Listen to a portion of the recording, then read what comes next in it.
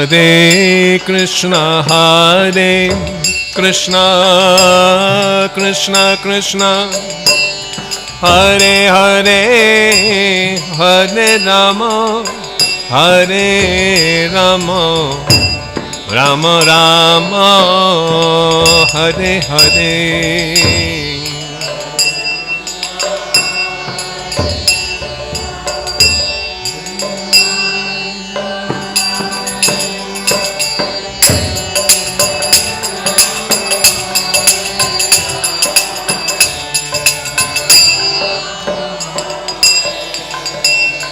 Hare Krishna, Hare Krishna, Krishna Krishna, Hare Hare, Hare Rama, Hare Rama, Rama Rama, Hare Hare. Hare Krishna, Hare Krishna, Krishna Krishna, Hare Hare, Hare Rama.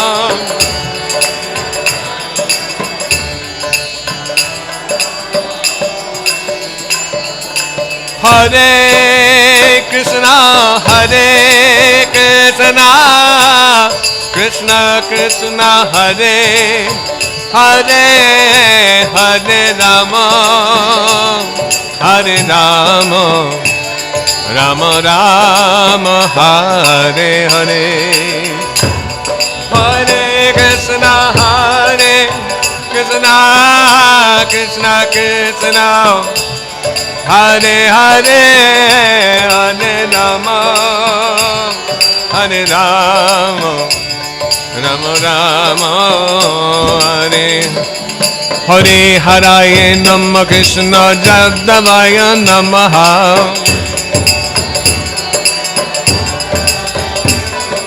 Jadavaya Madhavaya Keshavaya Namaha. Gopala Govinda Ramo Sri Madhusudano.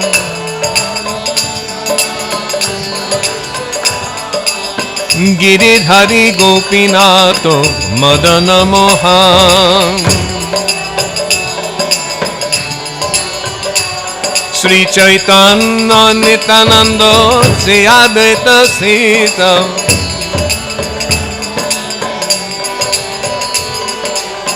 Hari Guru Vaishnava Bhagavata Gita.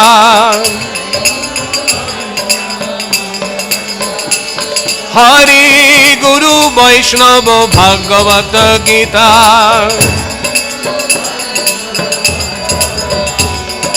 Hare Krishna, Krishna Krishna, Hare Hare, Hare Rama, Rama Rama, Hare Hare.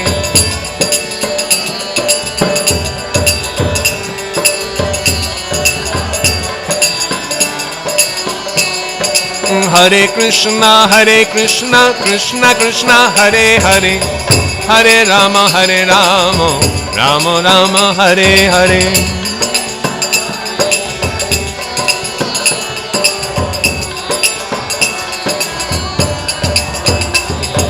Hare Krishna, Krishna Krishna, Hare Hare, Hare Rama, Rama Rama, Hare Hare.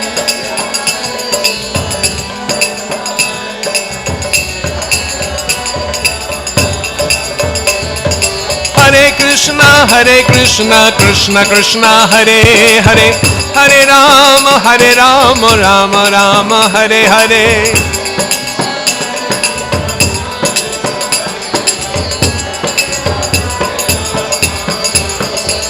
Hare Krishna, Krishna Krishna, Hare Hare, Hare Rama, Rama Rama, Hare Hare.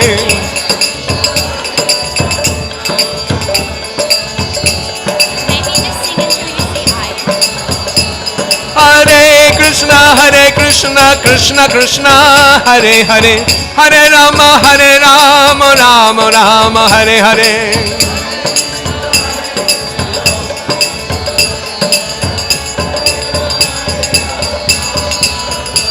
Hare Krishna, Krishna Krishna, Hare Hare, Hare Rama, Rama Rama, Hare Hare.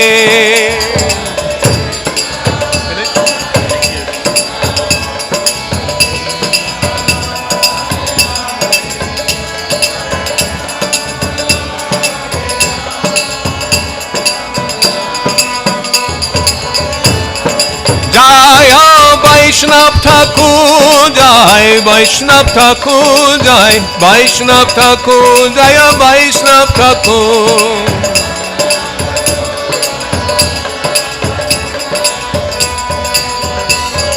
Jaya Jaya Prabhupada, Prabhupada.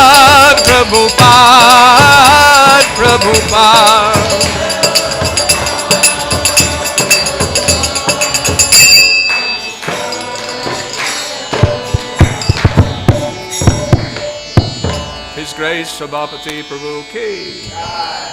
Hare Krishna, everyone. Thank you and welcome to New Govardhan. So today we are holding the memorial for Sabhapati Prabhu, who was one of the founders of New Govardhan. And to do this, we have organized a few things. So the first one is that Ram Prasad Prabhu will be your master of ceremony. And so you'll be speaking and saying different things. And straight after that, there will be a feast that is cooked by Padmalochan, Jiv Jago, and Shama Sundari cooked the sweet rice. She's here? No? She's there. A raita and a few other things.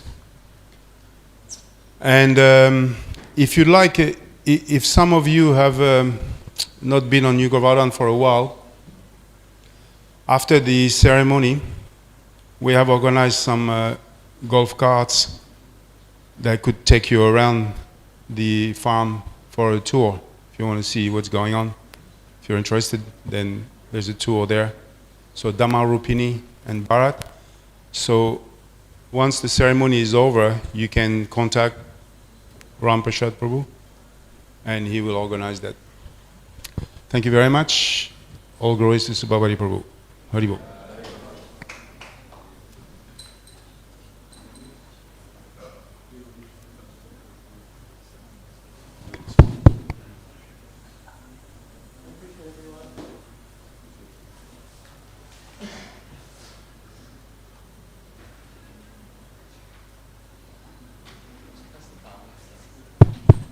Hare Krishna. Thank you everyone for coming to celebrate the incredible achievements of my godbrother and fellow devotee Sabhapati. So the first thing on our presentation, or not presentation, first thing we do at any gathering like this to honour a departed devotee is to sing Jayanila Premadana. And Shami's daughter is ready to do that for us. She's going to lead. Thank you.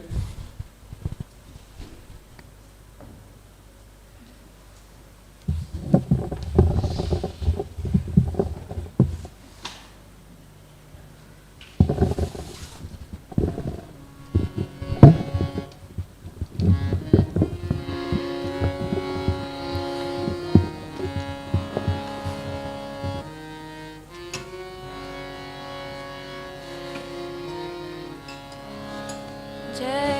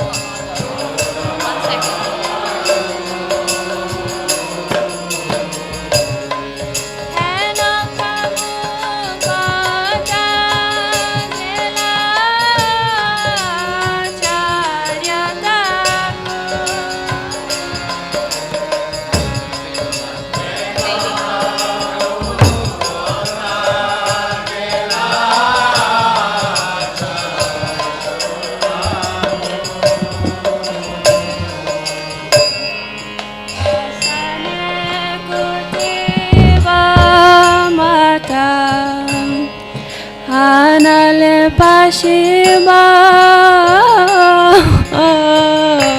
Oops.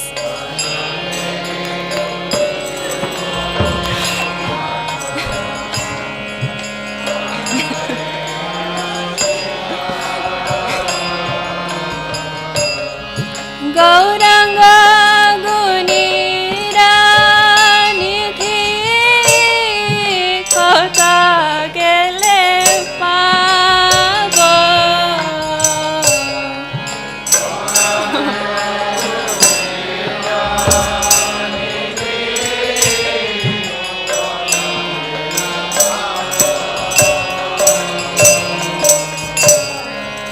Jayanila Premadana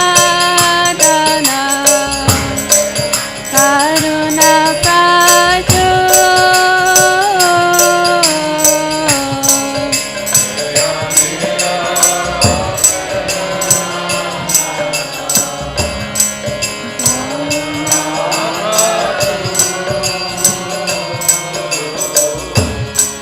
Hena Prabhu Kata Gela Charya Taku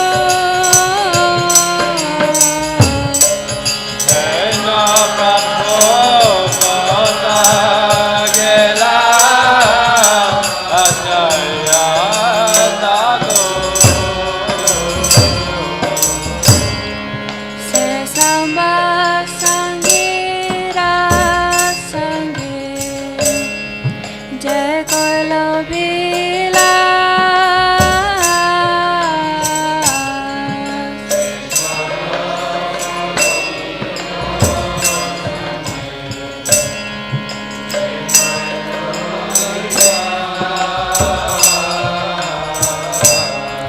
Se Samba Sangira Sangi Jai Koilo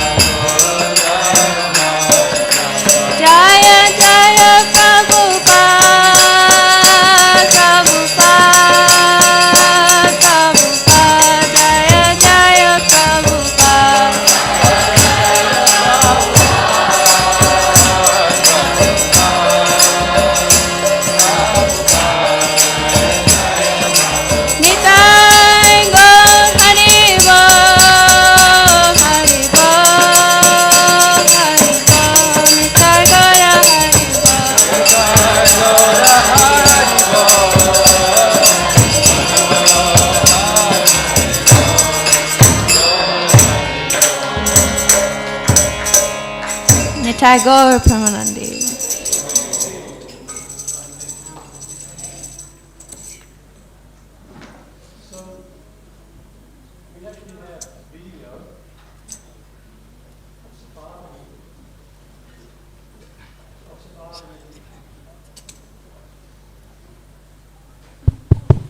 Recollecting those early times when he actually found this farm. So, Gopal, are we ready? We're going to project it here for your enjoyment. No. We've got it keyed up. Okay.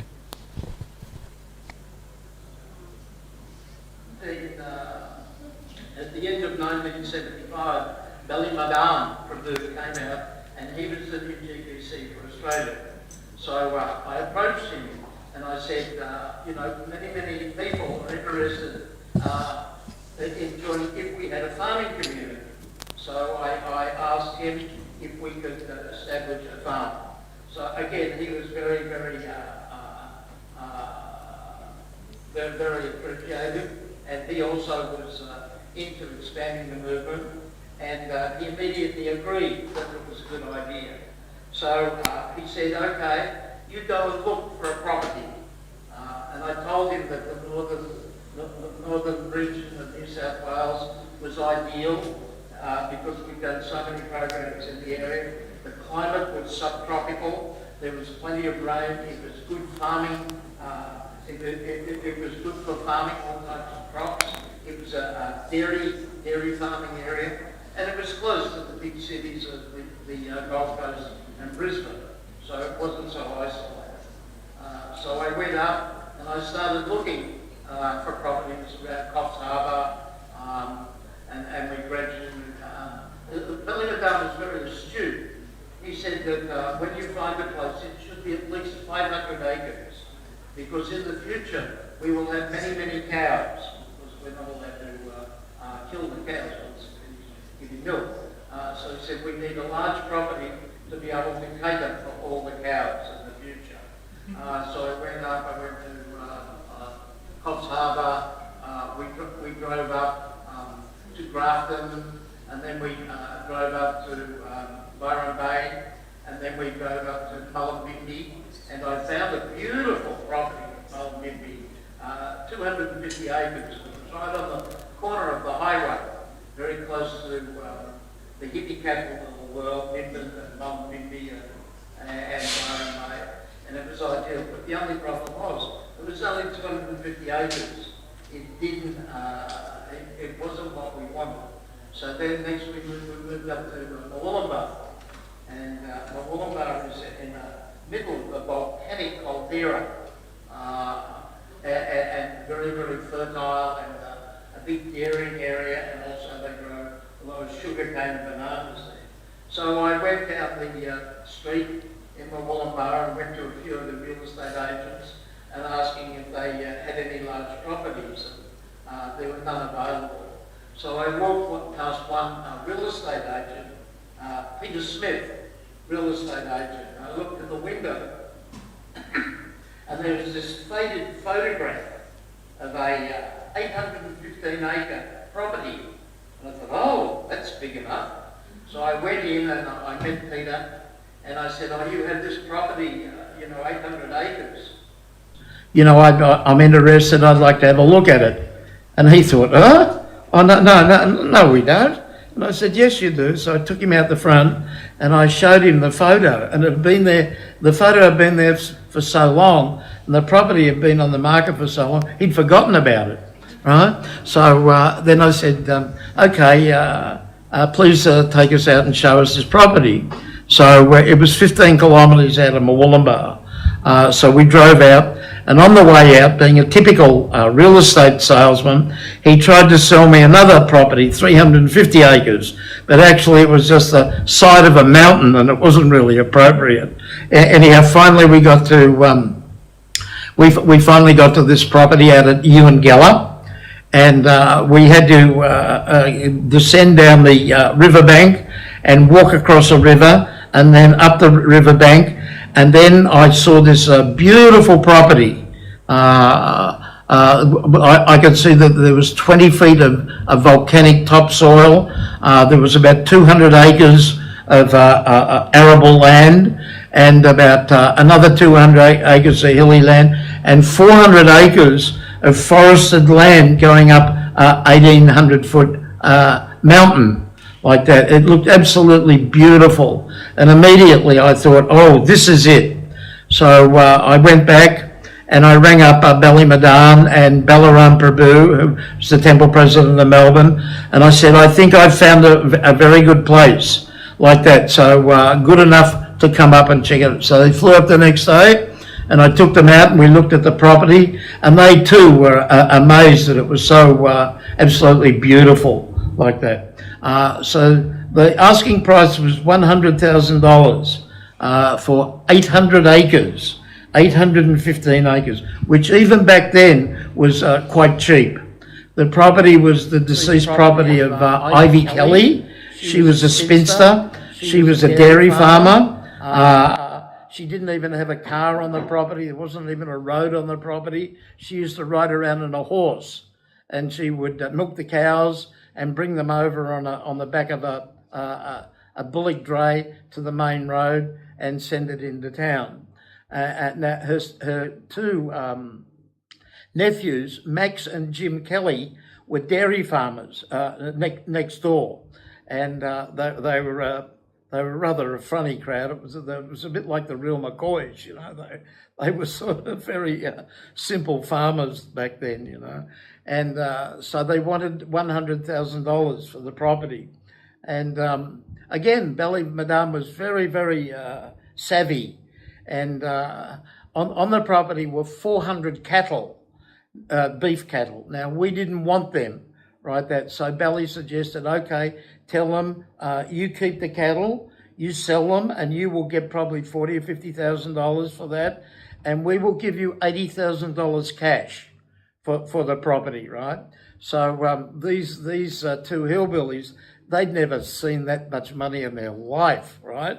And immediately they were in ecstasy and they agreed.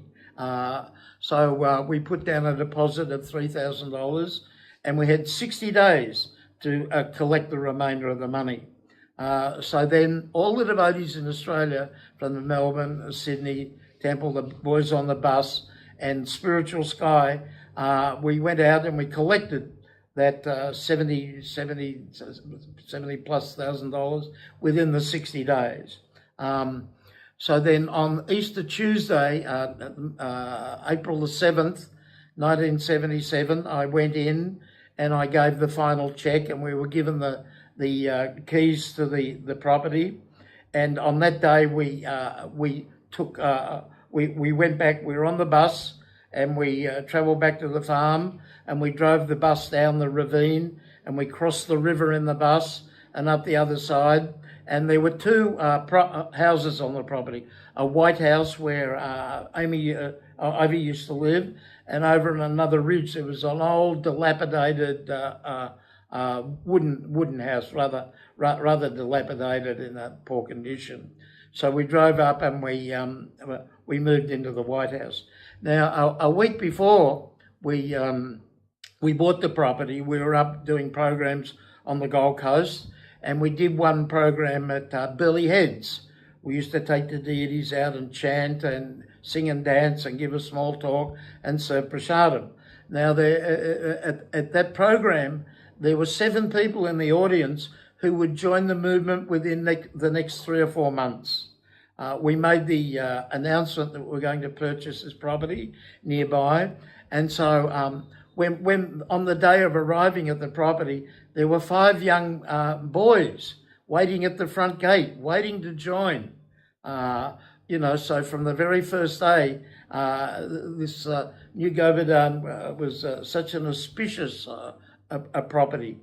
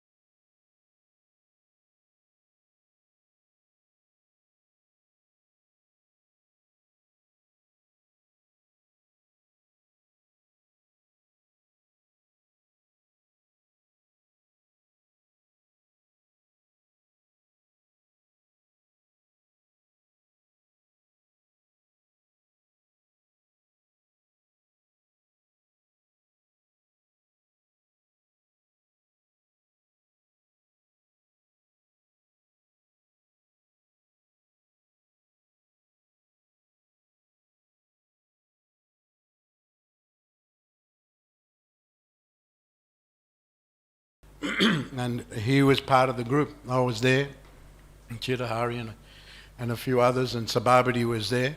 And we were on the deck of the ferry chanting Hare Krishna as we were coming into Devonport. And we had a very successful tour of Tasmania, the first time people of Tasmania had ever seen devotees, and distributed a lot of books, had a lot of Harinams, a lot of programs. Prabhupada actually later wrote to Madhavisa, and Madhavisa informed us when he told Prabhupada that we had gone there. He said, "Thank those Sankirtan devotees for going to the farthest regions of the world to spread Lord Chaitanya's Sankirtan movement." So I always remember that letter because we thought we were just going from Melbourne to Tasmania. It wasn't a big thing, but Prabhupada thought the farthest regions of the world for spreading the Lord Chaitanya's Sankirtan movement. And so, first, in many ways, he also, I remember, I can't remember which year it was, but he ran for political office, inspired by Balavanta in America at the time. I think it could have been 1974, some others may remember the year, that he ran for the seat of Carlton. It was the state election. And at that time, Carlton was, a lot of students lived in the Carlton area. And we would go up and down the streets of Carlton doing Harinam. And I remember he was always on me. He said, "Come on, Mum, we've got to go out and do Harinam around Carlton and hand out pamphlets." I've been inspired to run for a seat in I think it was the state election, yeah. And so he never won the seat, but I believe he got about 800 or 900 votes. And most of those votes were from the students who lived in the area. So that was another first. Now I can't recall. I remember that Arnold Schwarzenegger came across one time. He's a famous actor, and at that time he was Mr. Universe or something like that, bodybuilder, and he was traveling around the world doing a self-promotion. And Sabhapati had an idea to go and meet him. Arnold Schwarzenegger, and he extended an invitation and asked when he was in Melbourne, and he accepted it, and Sabhapati met with him, and they had a conversation back and forward, and then in the end Sabhapati invited him to come to the temple and do some chanting at the temple, and Arnold Schwarzenegger agreed only if Sabhapati would come and spend a couple of hours at the gym with him.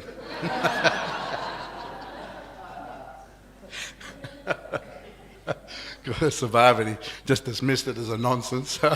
Then Arnold Schwarzenegger said, "Well, I won't come to the temple." So there's a lot of firsts in that, and of course he was always there. Prabhupada came for the 1974 Rath Yatra. Sabhapati was always in the front dancing in and around Prabhupada. I remember I was one of the ones that played the big bass drum, and there was a few of us, and Sabhapati was right there. He was very, very close. We would go around to where Prabhupada was staying. I think that year he was staying around at Ugrashrava's. I don't know if Ugrashrava's here. Is Ugrashrava here? Oh, overseas. So the Prabhupada was staying at his place, and we would go around, and Prabhupada especially wanted to meet the book distributors. So I remember going around in a group to see Prabhupada, and we were introduced, both men and women book distributors. Prabhupada was very, very happy, and he said, "Thank you so much for distributing my books, but are you reading my books?" He made that very clear. You have to also read my books. But in the end, he was very happy, and he had these jars of sweets like gulab jamuns and rasgullas and rasamalai. He had those sweets on the shelf, and he was just throwing the sweets to us, and we were catching them. So I remember that also. So also Sabhapati was the first one to get a bus and travel around Australia. As I said, many firsts for Sabhapati, pioneer, trailblazer, and he travelled right around Australia. I believe it was 75, 76, it could have been.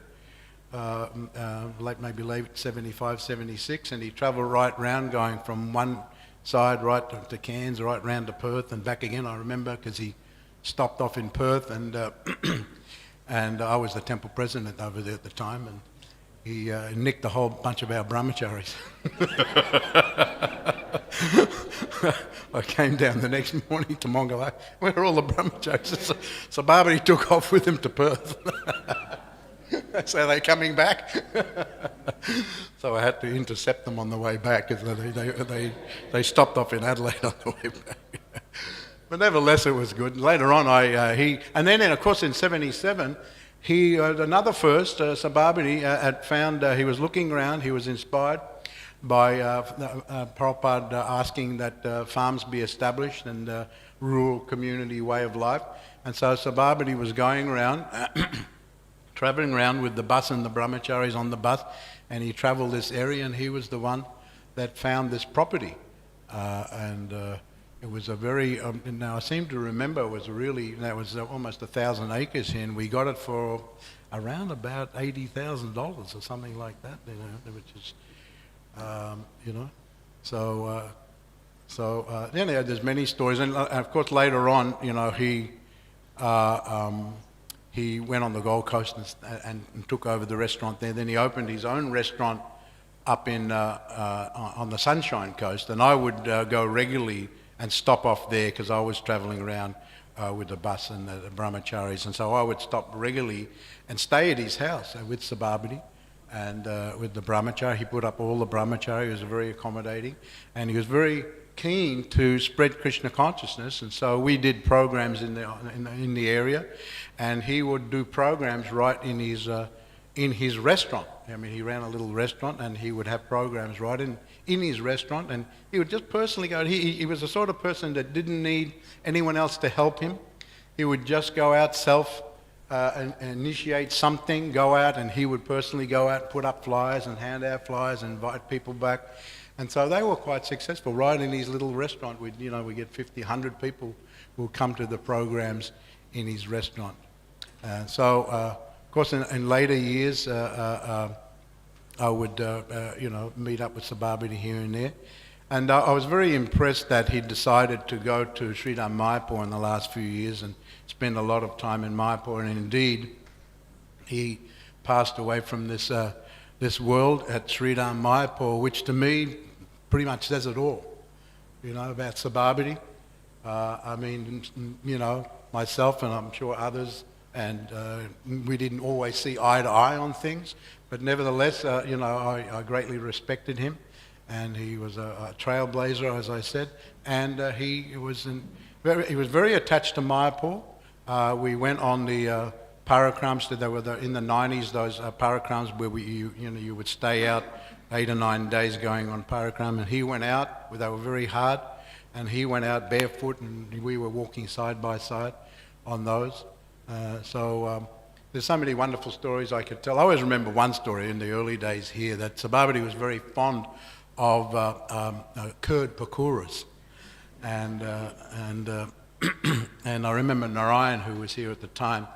He would always make this big, on the Sunday program, he'd make this big batch of curd pakoras because he had a lot of milk, so he'd make a lot of curd, so he'd make this big batch of curd pakoras, and so they were offered, and they were just sitting ready to distribute after the kirtan and the lecture and everything like that. But Sabhapati would always get in first before they were served out and practically polish off half of them. But then Narayan did possibly a cruel joke. He decided to make the top layer of the curd pakoras, and instead of filling them with curd, he filled them with cotton balls.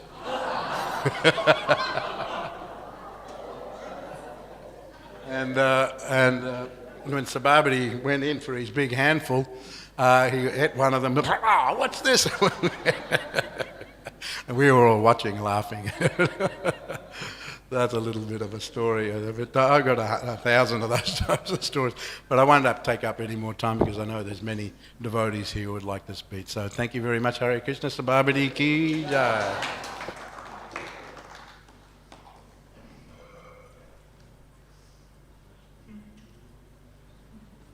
Next, we'd like to call on Balaram Prabhu, who's the temple president in Melbourne, and has known Sabhapati probably longer than anyone else, or as long as.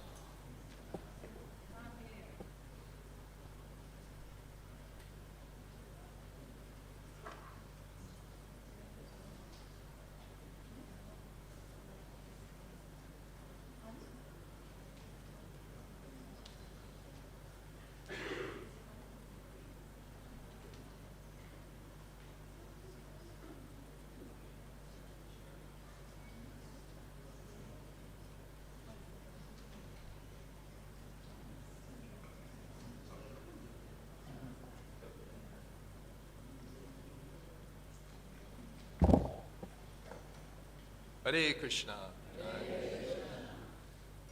So wonderful to see such a big community of Vaishnavas, wonderful Vaishnavas here to honour the life and the leaving our association of Sabhapati Prabhu. We go back a long way. And in the little video that we were seeing, Sabhapati, it's a bit too much. Sabhapati explaining how the farm was originally purchased. And while I was watching that, I was back there on the trip coming up from Melbourne with Bali Madan, who was the GBC in Australia at the time. Madhavisa Swami, who was our first GBC, he came in 1972. And Bali Madan, he became the GBC. That would have been at the end of 1975, 76. So that was the time that he was here for, well, and Sabhapati, we got the call. There was no text messages or anything in those days. The phone call came through from Sabo, as we loved him. Get up here, we've found the perfect place, So I was on pretty much the first flight up with Bali Madan. He was in Melbourne at the time, so we flew up. We met Sabhapati down at the Gold Coast Airport. It was nothing like it is today. It was a couple of sheds down there, I think, at the time.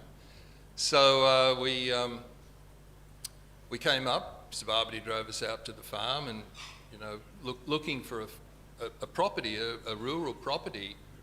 There were so many things that we had to consider. When I joined the temple in 1972, I had 250 acres owned at Mullumbimby out on Main Arm. Bought it for $5,000. That was 1969. So we had that experience. Came up with Madhavisa to have a look at that property because I still had that when we joined the temple. It was a little bit too remote. It was only bought originally as an investment, but once we saw property here that Sabhapati had found, and the price was ridiculous.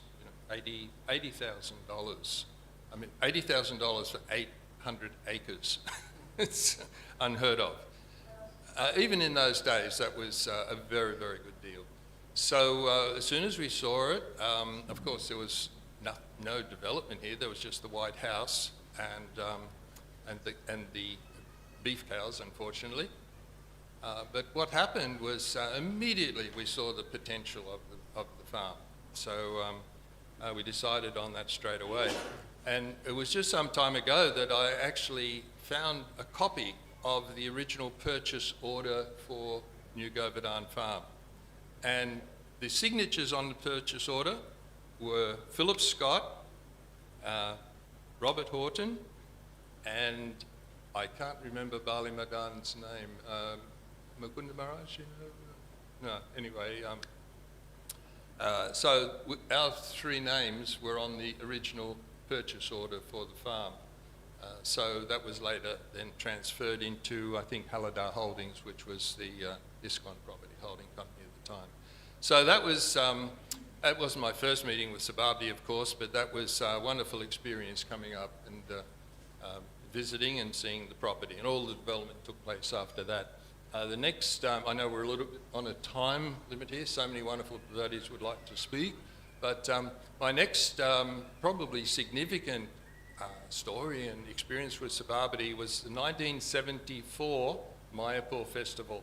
It was the first time that we had a universal festival of all devotees from all over the world coming to Mayapur.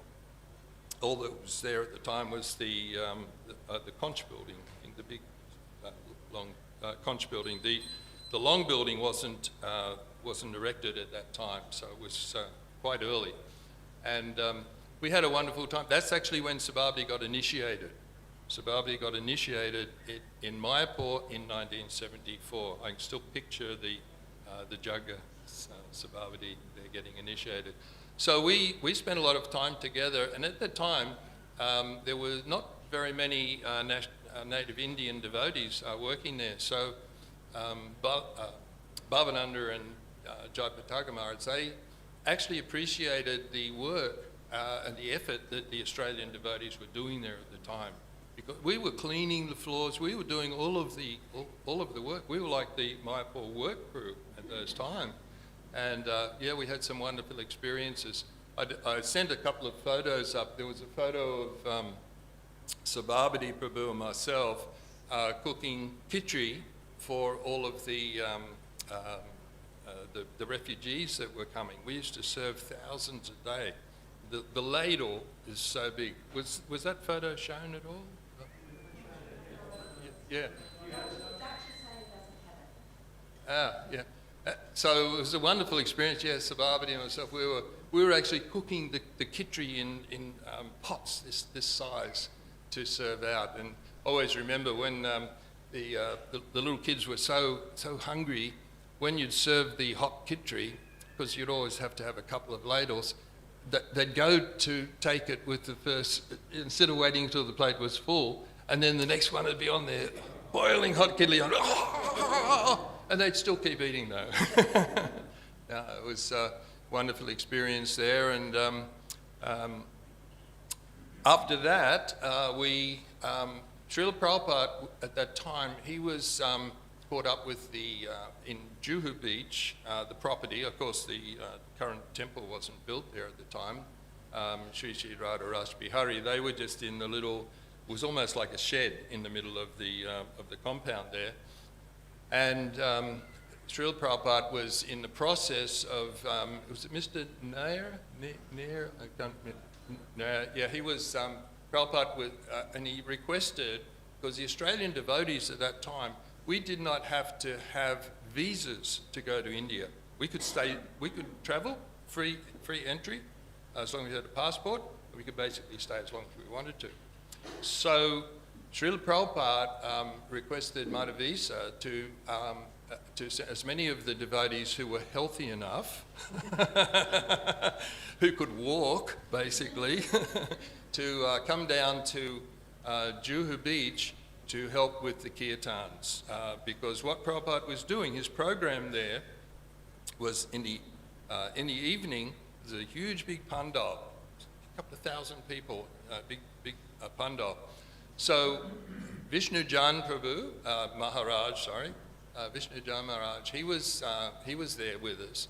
And he would take the kirtan party out, probably about a dozen or so of us, and we would go out all through the street, Santa Cruz, Villapala, we'd go through all the suburbs with Vishnu Jan leading the kirtan, the most ecstatic 3 weeks of my life, I think.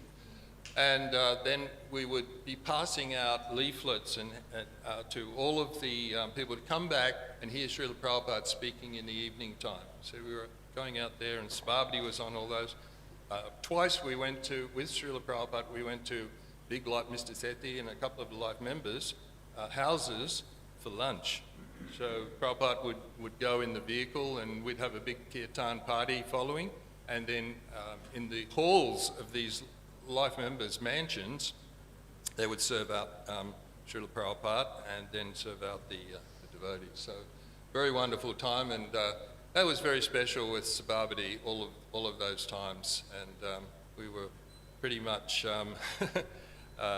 it was very, very tiring in one sense, but it was very ecstatic. So that was 1974, we came back to Australia and didn't have much association with Sabhapati between then and when he found the temple up here.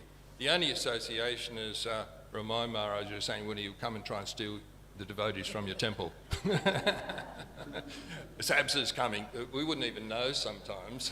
He would just come in and, oh, yeah. So no, we always had that little bit of a rasa going on, which was very, very transcendental looking back on it. But no, it was, I think we called it swan versus swan, or swan eats swan. The materialists say dog eat dog, but we say swan eat swan. Yeah, so they were wonderful times, and getting the property up here. We had some wonderful festivals up here. We won't go over some of the aspects of those festivals that may be best left to be. But the most association I've had recently is probably in the last decade or so with Sabhapati. I've moved up to the Gold Coast, been up there since 1992, and Sabhapati and me have kept in close contact all that time. And his time in Mayapur, I was always, never actually had the time to be with him in Mayapur, but we always kept in contact all the time virtually. And he's come to visit on a few occasions, stayed at my house with my wife, Jamina Jaya, and I, up there on the Gold Coast. So we really valued, his association. Stayed with him up in, what's the suburb lived up on the sunny coast? Maroochydore? No, Maroochydore, I think it was, yeah. Yeah. So we visited up there and with Jaidama Prabhu, who's up there as well. I'd like to mention that Gunanava Prabhu and his good wife, Ilashini, they were looking forward to coming down to the program, but unfortunately they had a wedding that had been booked way in advance, so they sent their references. And also a wonderful devotee and dear godbrother and friend of ours, Jashodanandan Prabhu, previous Maharaj. I'm in contact with him every day, and I told him that Sabhapati Prabhu was about to leave his body, and after he did, I sent the very wonderful pictures and the little kirtan over to him, and he said, please pass his obeisances on to all the assembled Vaishnavas, and also he said his words were, Sabhapati Prabhu, such a wonderful devotee, a great soul, all blessings to him. So it was from Jashodanandan Prabhu, who we love very much. So that's about all that I would not. We can talk as one thing. Remind Maharaj, you said that you went to Tasmania, which was you and I went further. We went to Invercargill in all right. That is further south. That's Invercargill is the southernmost city in the world, right? And we had wonderful association there. That's always in my heart. Invercargill is the South Island, New Zealand. Yeah, we were there for 6 months distributing just the two of us in a big Galaxy Ford 500 with a trunk full of nectar of devotion. People didn't have a clue what nectar of devotion was about. And we also had we had Janmashtami halfway up Mount Cook. At midnight, we opened cans of fruit for the midnight. Yeah, we go back there. No, that was wonderful. All right, Prabhu, thank you very much for the association. Hare Krishna.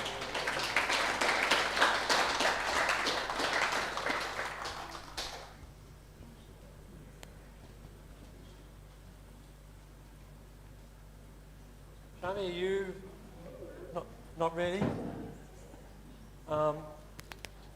I would like one of the ladies to get ready. Maybe Chunga, but not. George has begged me if he can just speak quickly, and then he has to get into the kitchen. It doesn't work. Oh, it is working.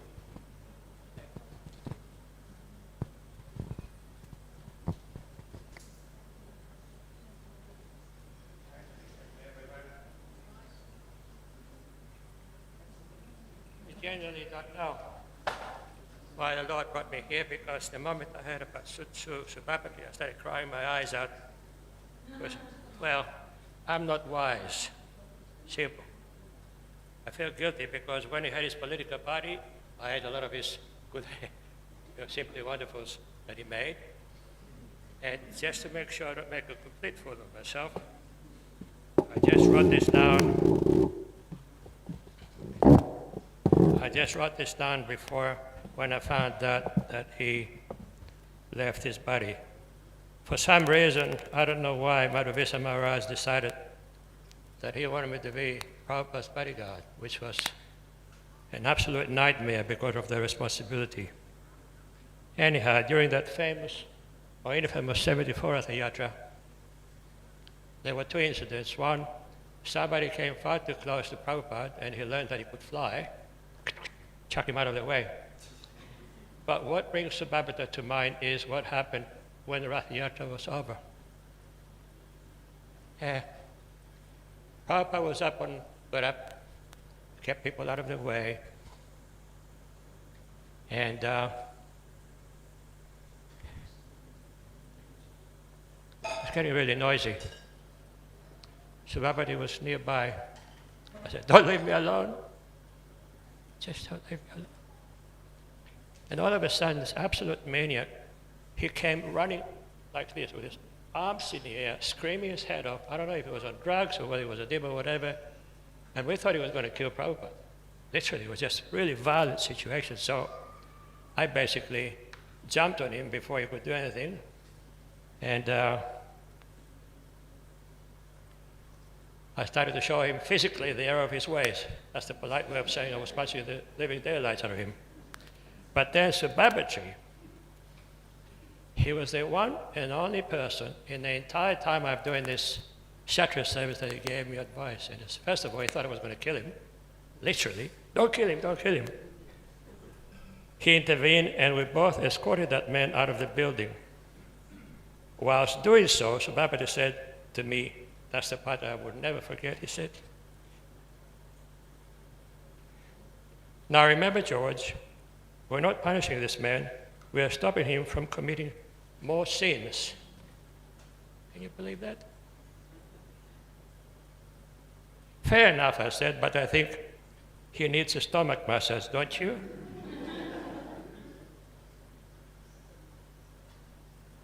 So we both held him firmly right in front of Prabhupada, massaged his stomach, and threw him out of the building. He never came back. And that's the one incident I will never forget. So I hope now is where he wants to be.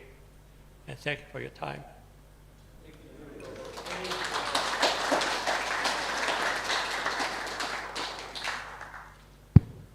Chami, would you like to speak?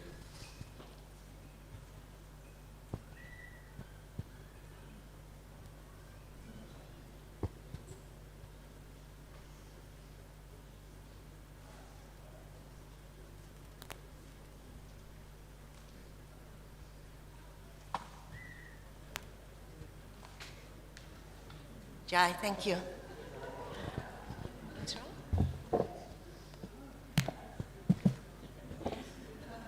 Jai, Haribo. First, just two things, maybe three things. But first, one really ecstatic point. Ramai Maharaj touched on it, and so did George a little bit. But in Melbourne, Victoria, April 1974, Sabhapati launched into federal politics, and his party name was In God We Trust. And so the seat of Melbourne, it wasn't just Carlton, it was the whole seat of Melbourne, like it was the seat of Sydney, was the seat of Brisbane. Very, very, as you said, university students. And it was, we weren't in the hippie era in those days, we'd passed that a little bit, but it was still very alternate. And he was in the House of Representatives, which is federal. Now, I actually have to say, as Ramai Maharaj said, talk about someone with drive, determination, and the gift of speech. That was truly Sabhapati. He really, I remember vividly one time, and I don't know where it came from, what it was, but it was a small flatbed truck, and Sabhapati got up there, and he could read the crowd really, really well. And he just started talking, and he was really, it was very captivating, maybe more captivating because we were devotees to the audience, but if the audience weighed a little bit, where there were some hecklers, he would change the tone. So he was very, very astute and very aware of this. Now we had constant Harinams and we distributed Simply Wonderfuls. That was our secret weapon. And George mentioned he seemed to eat a lot of them. And Sabhapati would then present his election platform, be it getting up on the steps, getting up on a flower pot bed, getting up just somewhere, and he would start talking. Just so convincing. And it was non-stop for 6 weeks with programs, and it was simply ecstatic. It was, as you said, it was always, when we have to go out on Harinam, we're going out now to distribute. It was wonderful. Now, in May 18th, the Victorian elections were held, and Sabhapati's party, which was, once again, In God We Trust, secured just under 800 votes, and he didn't secure a seat. Madhavisa did write to Shira Prabhupada and tell Shira Prabhupada once at Sabhapati, and this is also, one step back, Chiru, who was our temple president at that stage. Chiru was really an intellectual, intelligent guy, and he was like Sabhapati's right and left-hand man and giving him direction, so it was an incredible, strong duo. And we didn't secure the seat, and Madhavisa kept Prabhupada updated with 2 updates about Sabhapati doing this, and the next one, how he went. And Prabhupada's reply, Prabhupada did write back and say that every vote was a vote for Krishna, which was pretty special. And as people have said, Sabhapati, he was well educated. He was a really clever intellectual. He was astute, he could talk, and he was engaged in absolutely everything. Another, maybe more personal one, which is a little bit funnier, my former husband and I, Chittahari, we came up here in July 1977 with the intention to live here long term. Due to situation in November, we all know what happened in November 77, we were asked to go back down to Sydney for different reasons to help there. But in 1977, Sabhapati's main Sankirtan team had been out doing the pick. Now, we had already been living here for some while, and they returned they'd returned to the farm, and they'd been on the bus. And one of the big emphasis here was the pick, really, and that's collecting money. We desperately need money to support the farm here. We're in financial hardship, one could say. We lived so austerely, and Jagat Priya and I have talked about this extensively. Jagat Priya lived in a tent. I lived over in the cow shed, which even Sabhapati said himself, with your mum, and I lived over there, and the cow shed was a dilapidated, it was just horrendous. And we still did it because it was a farm and kept going. And Sabhapati had us, really pretty fired up. So Sabhapati had been out on, whatever Sabhapati asked us to do, which was like early morning, go out and pick vegetables in the farm, get out on the pick, do whatever, he did too. He was never one to tell you and not do it. He was out there. So this particular time, Sabhapati had been out on the bus with his team picking, and he'd come back. Now, Venugopal looked after their deities, the Gaunitai deities, and we had our temple down there in the White House, which is now the Lotus Pod. And Venugopal was sick, and I was asked to dress the deities that morning, the bus deities. And Sabhapati, he realised that he was asking, where's Venugopal, where's Venugopal? Because the deities had been dressed, and they said, it's okay, Chamri's has dressed the deities. And Sabhapati, in true Sabhapati style, got quite emotional, quite excited. He goes, she can't dress the deities, she's only man dress these deities, And Chittahari, my former, he was there, and he just said, true Chittahari style, he said, calm down, So he calmed down, and pretty much the curtains open at that stage, well, the curtain, and I can remember Sabhapati looking at the deities, and he goes, oh, yeah, they're really nice, that's okay, and it was pretty special, but I have to say it was quite unique living up here at that stage, and it was a very dedicated crew led by Sabhapati. It wasn't easy at all, but we just considered ourselves to be most fortunate to be here. And I have to say, so one thing I was going to say, when you dress the deities down below there, that's in the White House, you'd be dressing the deities, and then you'd bang, bang against the wall because of the rats, to get rid of the rats. It was so primitive. You go out onto the balcony, talk about carpet snakes, they were that thick, and there was carpet snakes and no electricity, no running water, no anything, and we still loved it. We're still here, and Sabhapati had us inspired to do that. So Sabhapati, all glories to your service to Shura Prabhupada. I thank you very much, Jai.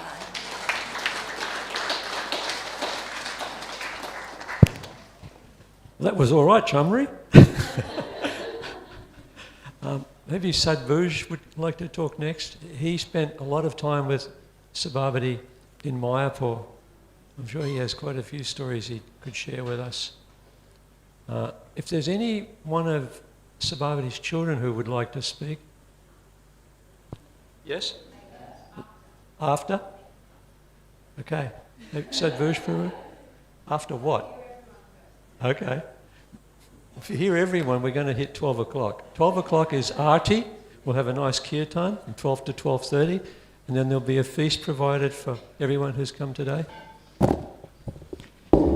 Hare Krishna.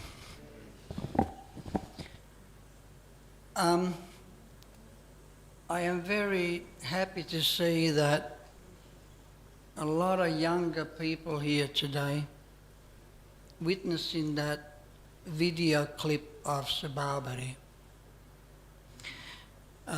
Maybe I'd like to speak a little bit about that video clip.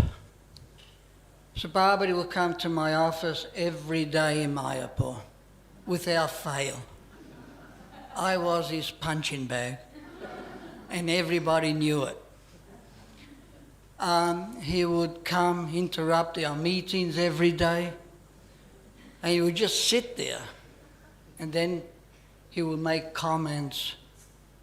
And all the comments were so wonderful because they were about Prabhupada and what Prabhupada said about the big temple of the Vedic planetarium. So one point there, I said, Sabo, I've had enough of you. I mean, really, I can't take it anymore. I've heard these stories 1,000 times. Now we're going to do a video clip. What do you mean? What do you mean? What do you mean? What do you mean? What do you mean? Video clip, video clip. I said, now. I said, Ajita Chaitanya, that was my secretary, was there. Jagannanda was there. Many devotees were there. I said, close the doors. Put Sabhapati behind my desk. Close the curtains. Bring the tripod. We're going to do a video clip on Sabhapati's pastimes on developing Australia. They said, Australia? I said, like, yeah. I said, yeah, New Govardhan. So we didn't leave Sabhapati, or didn't let him leave, sorry. And then I said, everybody out. They said, no. So we're staying. We'd like to hear it. So everybody was around the tripod. And so Sabhapati couldn't look anywhere else. You could see, I mean, you know, Sabhapati's face, he's everywhere really. But this time he was just straight there at the video, on the camera. And we didn't edit this video clip. We didn't cut much of it. It was actually perfect. And it's so nice to have this video clip of the history of Govardhan. And I am glad I pushed Sabhapati to do that. I told him, okay, this is the beginning. We have to do a few more. He goes, oh, I've got to think about this. He says, I think I missed out a lot of things. I said, doesn't matter. It was quite nice. So Sabhapati was like that. I would say he would come to my office twice a day and always interrupt our program in the meetings. And then he would come in the morning. I said, well, I've got to go now. We're having a Harinam underneath the TOVP bridge. He goes, okay, I'll come. I said, all right. I said, but I'm leading. He goes, oh no. So then he will come for that quite regularly. And then he will come every day to our Harinam at 5 o'clock to 6:30 at night. Every night, because where we will we actually attracted thousands and thousands of people, pilgrims that came there to hear the Harinam. we became so famous that just everybody dances. So everybody in the villages will hear about that. So they'll come there to dance and chant Hare Krishna. I don't know if you saw that photo of him in front of the deities. There's a little cart of Gauni Thai that we used to push there, like a little rickshaw. And many times we didn't have anybody pushing the cart, or actually it's a wheeler, you hold it with handlebars. And he would love to do that. And he did it quite regularly. And he was so attached to chanting the holy name. He made that his prime goal.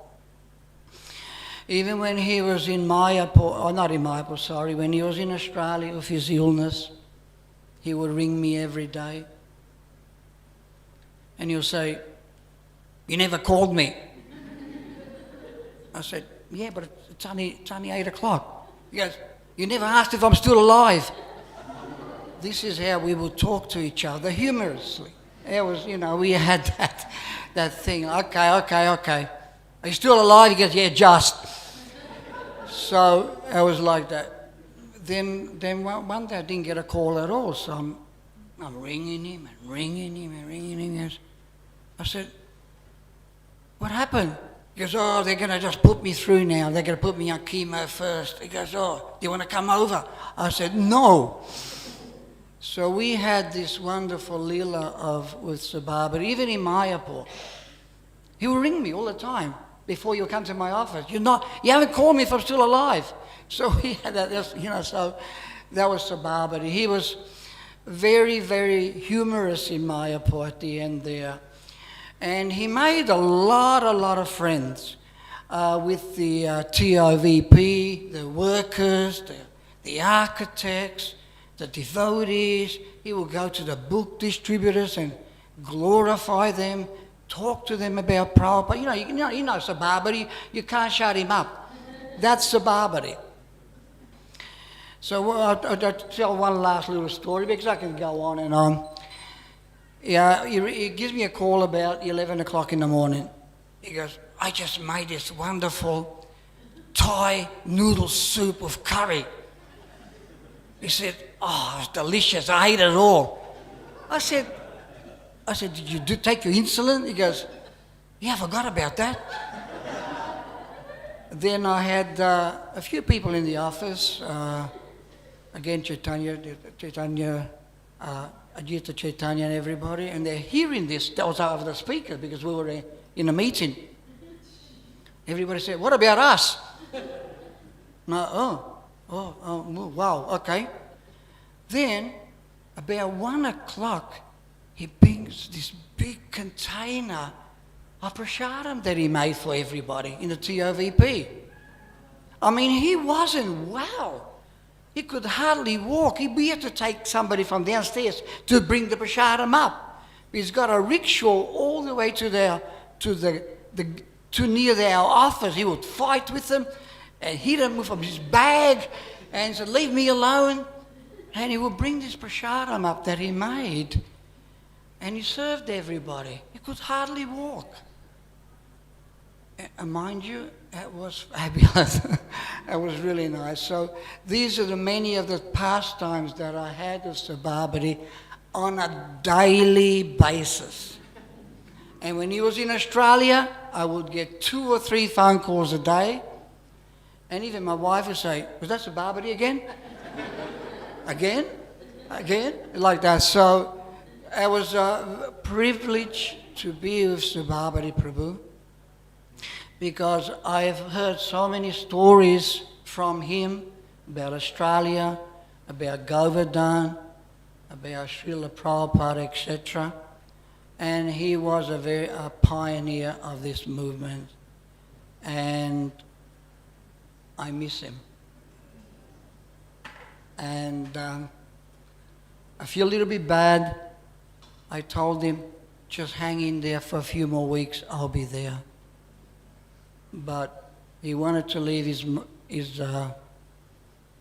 body in Mayapur, and Krishna, Lord Chaitanya Mahaprabhu and Srila Prabhupada fulfilled his desires. Hare Krishna.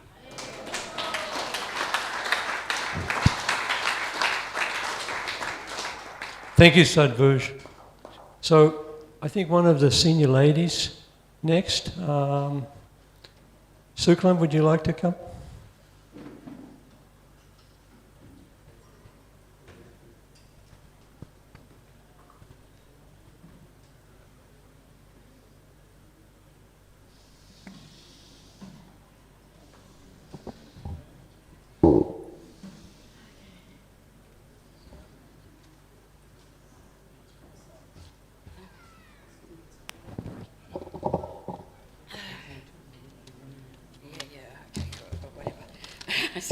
You just ring the bell.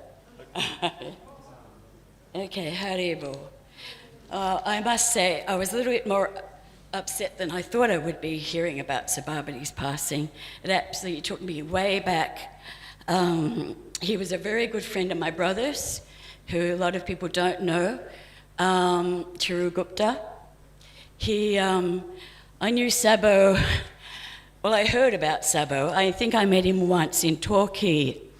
And all I remember hearing about Sabo in Torquay was after on a Saturday night, as they were usually partying somewhere, I won't mention where, he would always end up on the top of the table lecturing to people.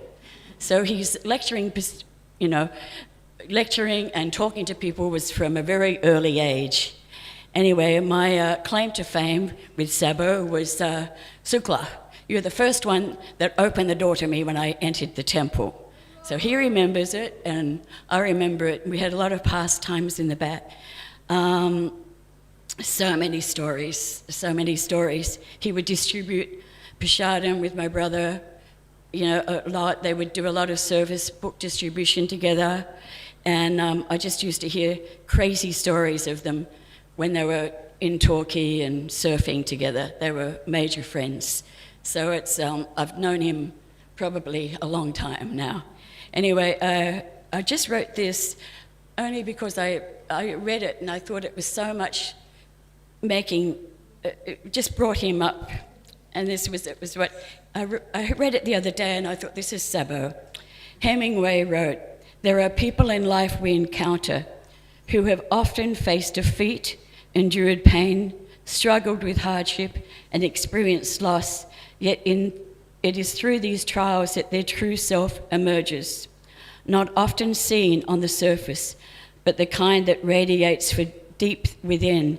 These individuals have mastered the delicate art of resilience."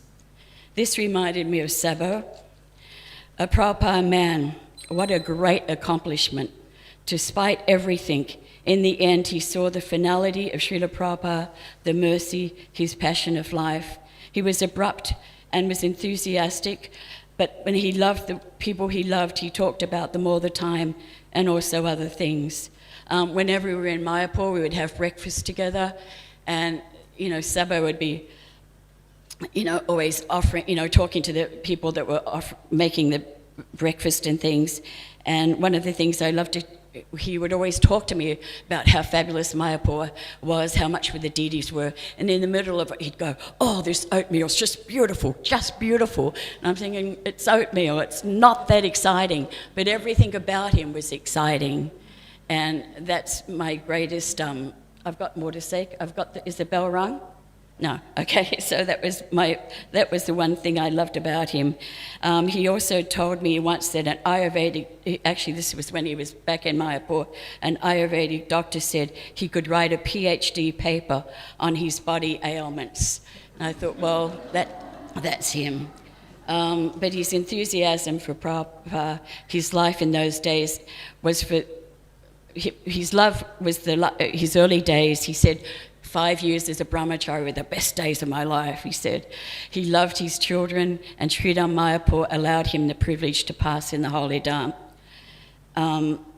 There was no pretense with him, just straightforward Sabo. He wrote me through the days in chemo. He was suffering greatly. I won't read the messages, but he was very suffering. He had made one comment that he could not believe the body could take so much. he suffered greatly. His final desire was always, at the end of the conversation, was to go back to Mayapur. He told me that the doctors were going to inform him of what was going to happen, but no matter what, he was going to back to Mayapur. And that was pretty much the last conversation. He never wrote me and said that the cancer had come back, and I was a bit surprised. He was going to contact me when he got to Murwillumbah, but never did. And the next thing I heard, he was in Mayapur. So the last things that I got from him were pictures of Mayapur, pictures of his breakfast, which was, he had a big thing for curd and peas. You know, he loved curd and peas for breakfast. It was a big thing. And so, that was the last thing I sort of heard. And then on December 27th, I got the last sort of conversation with him. It was actually pictures of Mayapur, just pictures of the deities and pictures of him. And he very proud that he'd lost weight. He sent a picture of me, look how much weight I've lost. I thought, well, probably not the most important thing at the moment in your life, but whatever. But he's just love for Mayapur and the deities, and basically his enthusiasm for life was actually the greatest thing you could ever remember about him. Anyway, Jai, we'll miss him a lot. Haribol.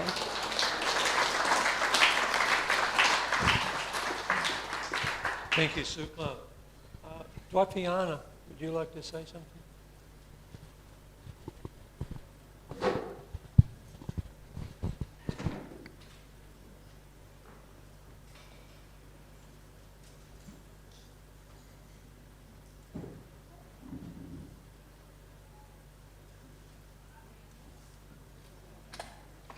Hare Krishna. So, I remember when Sabhapati joined, I was in Melbourne.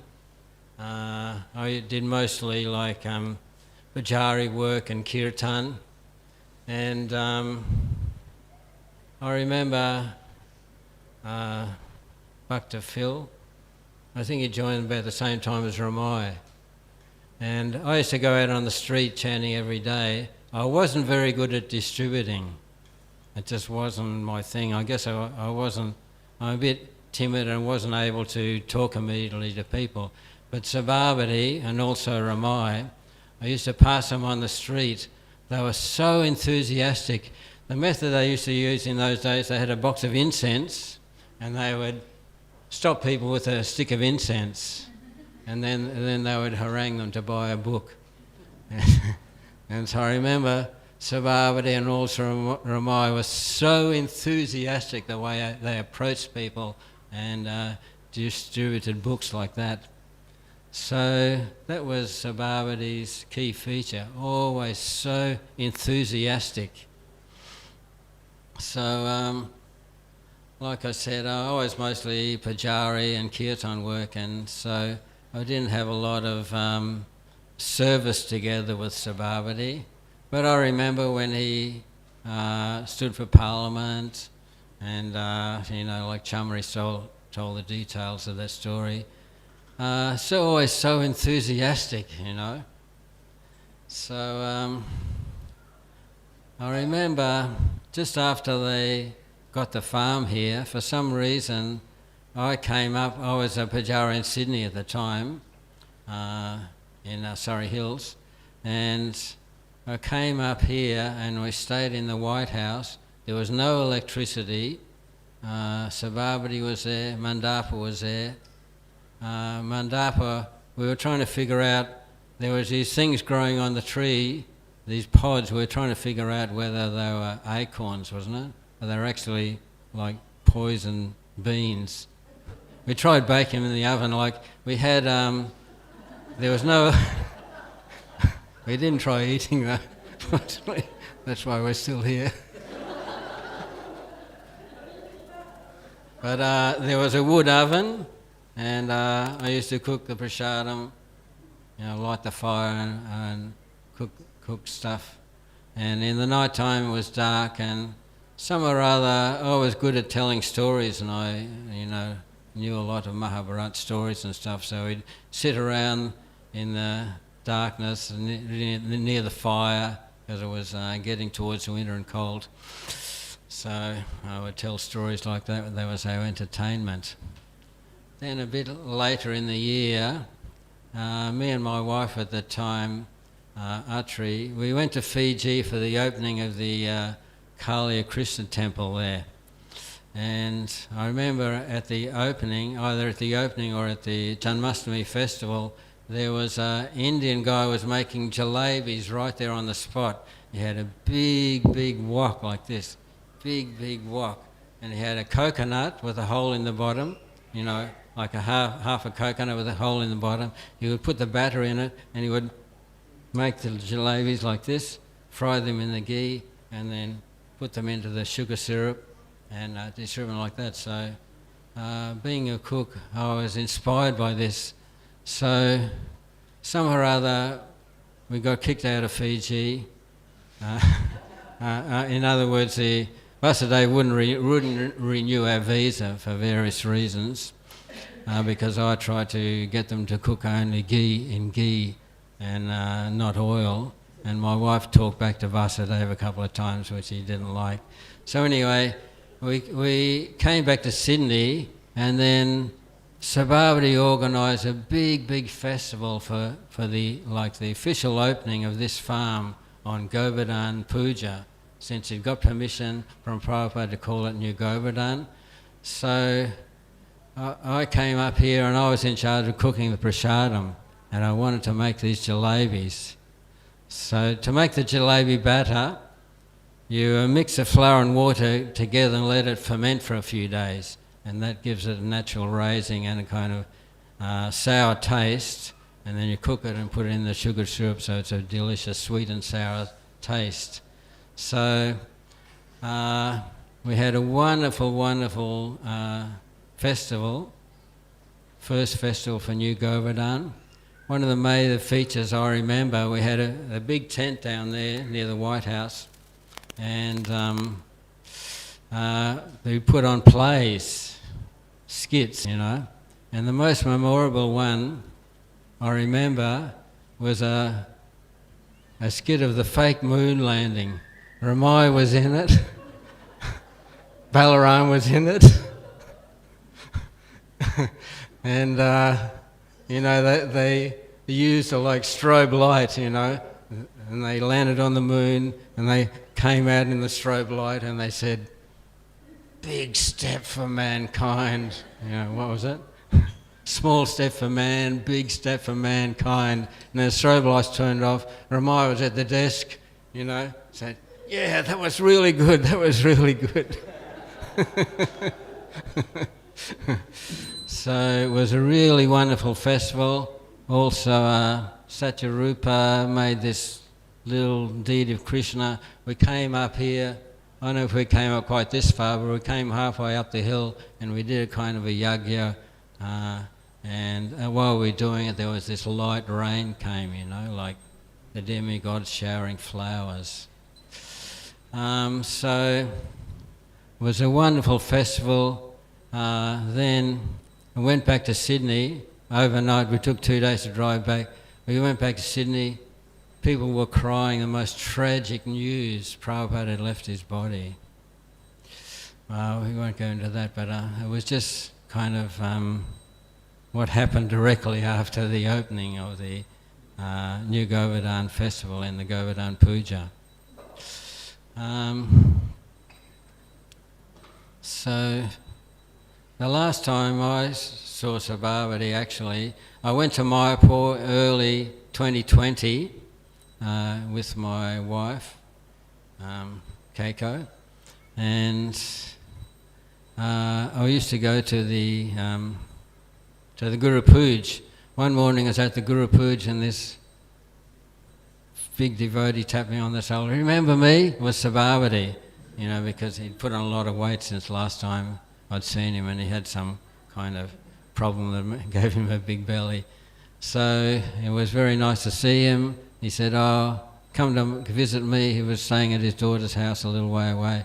I couldn't go and visit him because my wife was rather timid and getting used to India, and they gave us a shocking room gave Prabhupada disciple a shocking mouldy room which he didn't like. Anyway, I had breakfast with Sabhapati at the restaurant there and caught up and everything, and was very, very wonderful. So just after that, luckily we came back, you know, this whole COVID thing spread all over the world.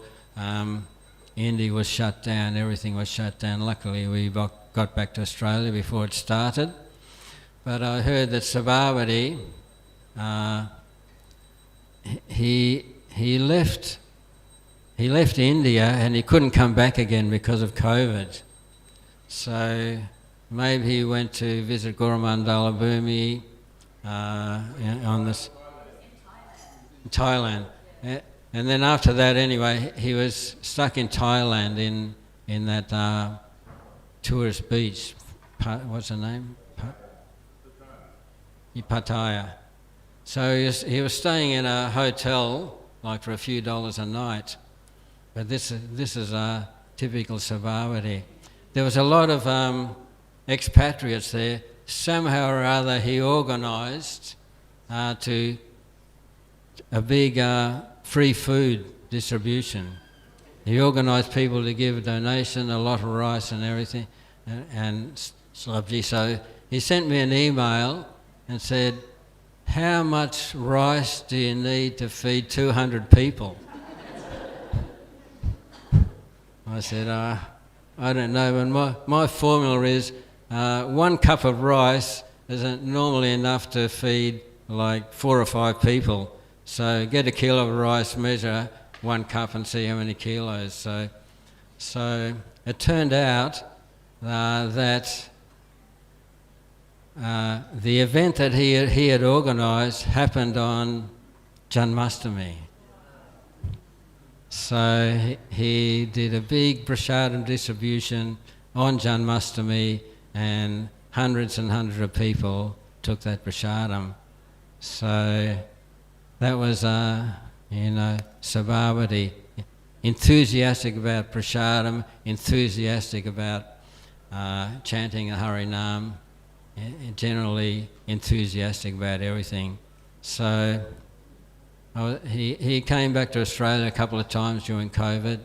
I stayed with his kids and everything. I didn't get to see him, but I'm so happy that his wish was fulfilled and he got to leave his body in the holy Dham.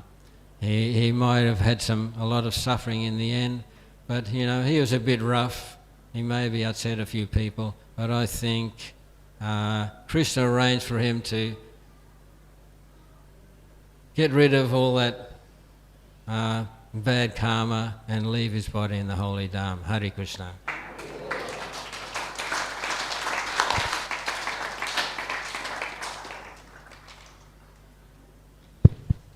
Thank you, Dwaipiana. So, Shami, would you like to say something? Unfortunately, we're going to run out of time before we get to... There could be so many people here, I'm sure. I'm hoping to get to a couple more, but at 12 o'clock we will all join together to celebrate Arctic.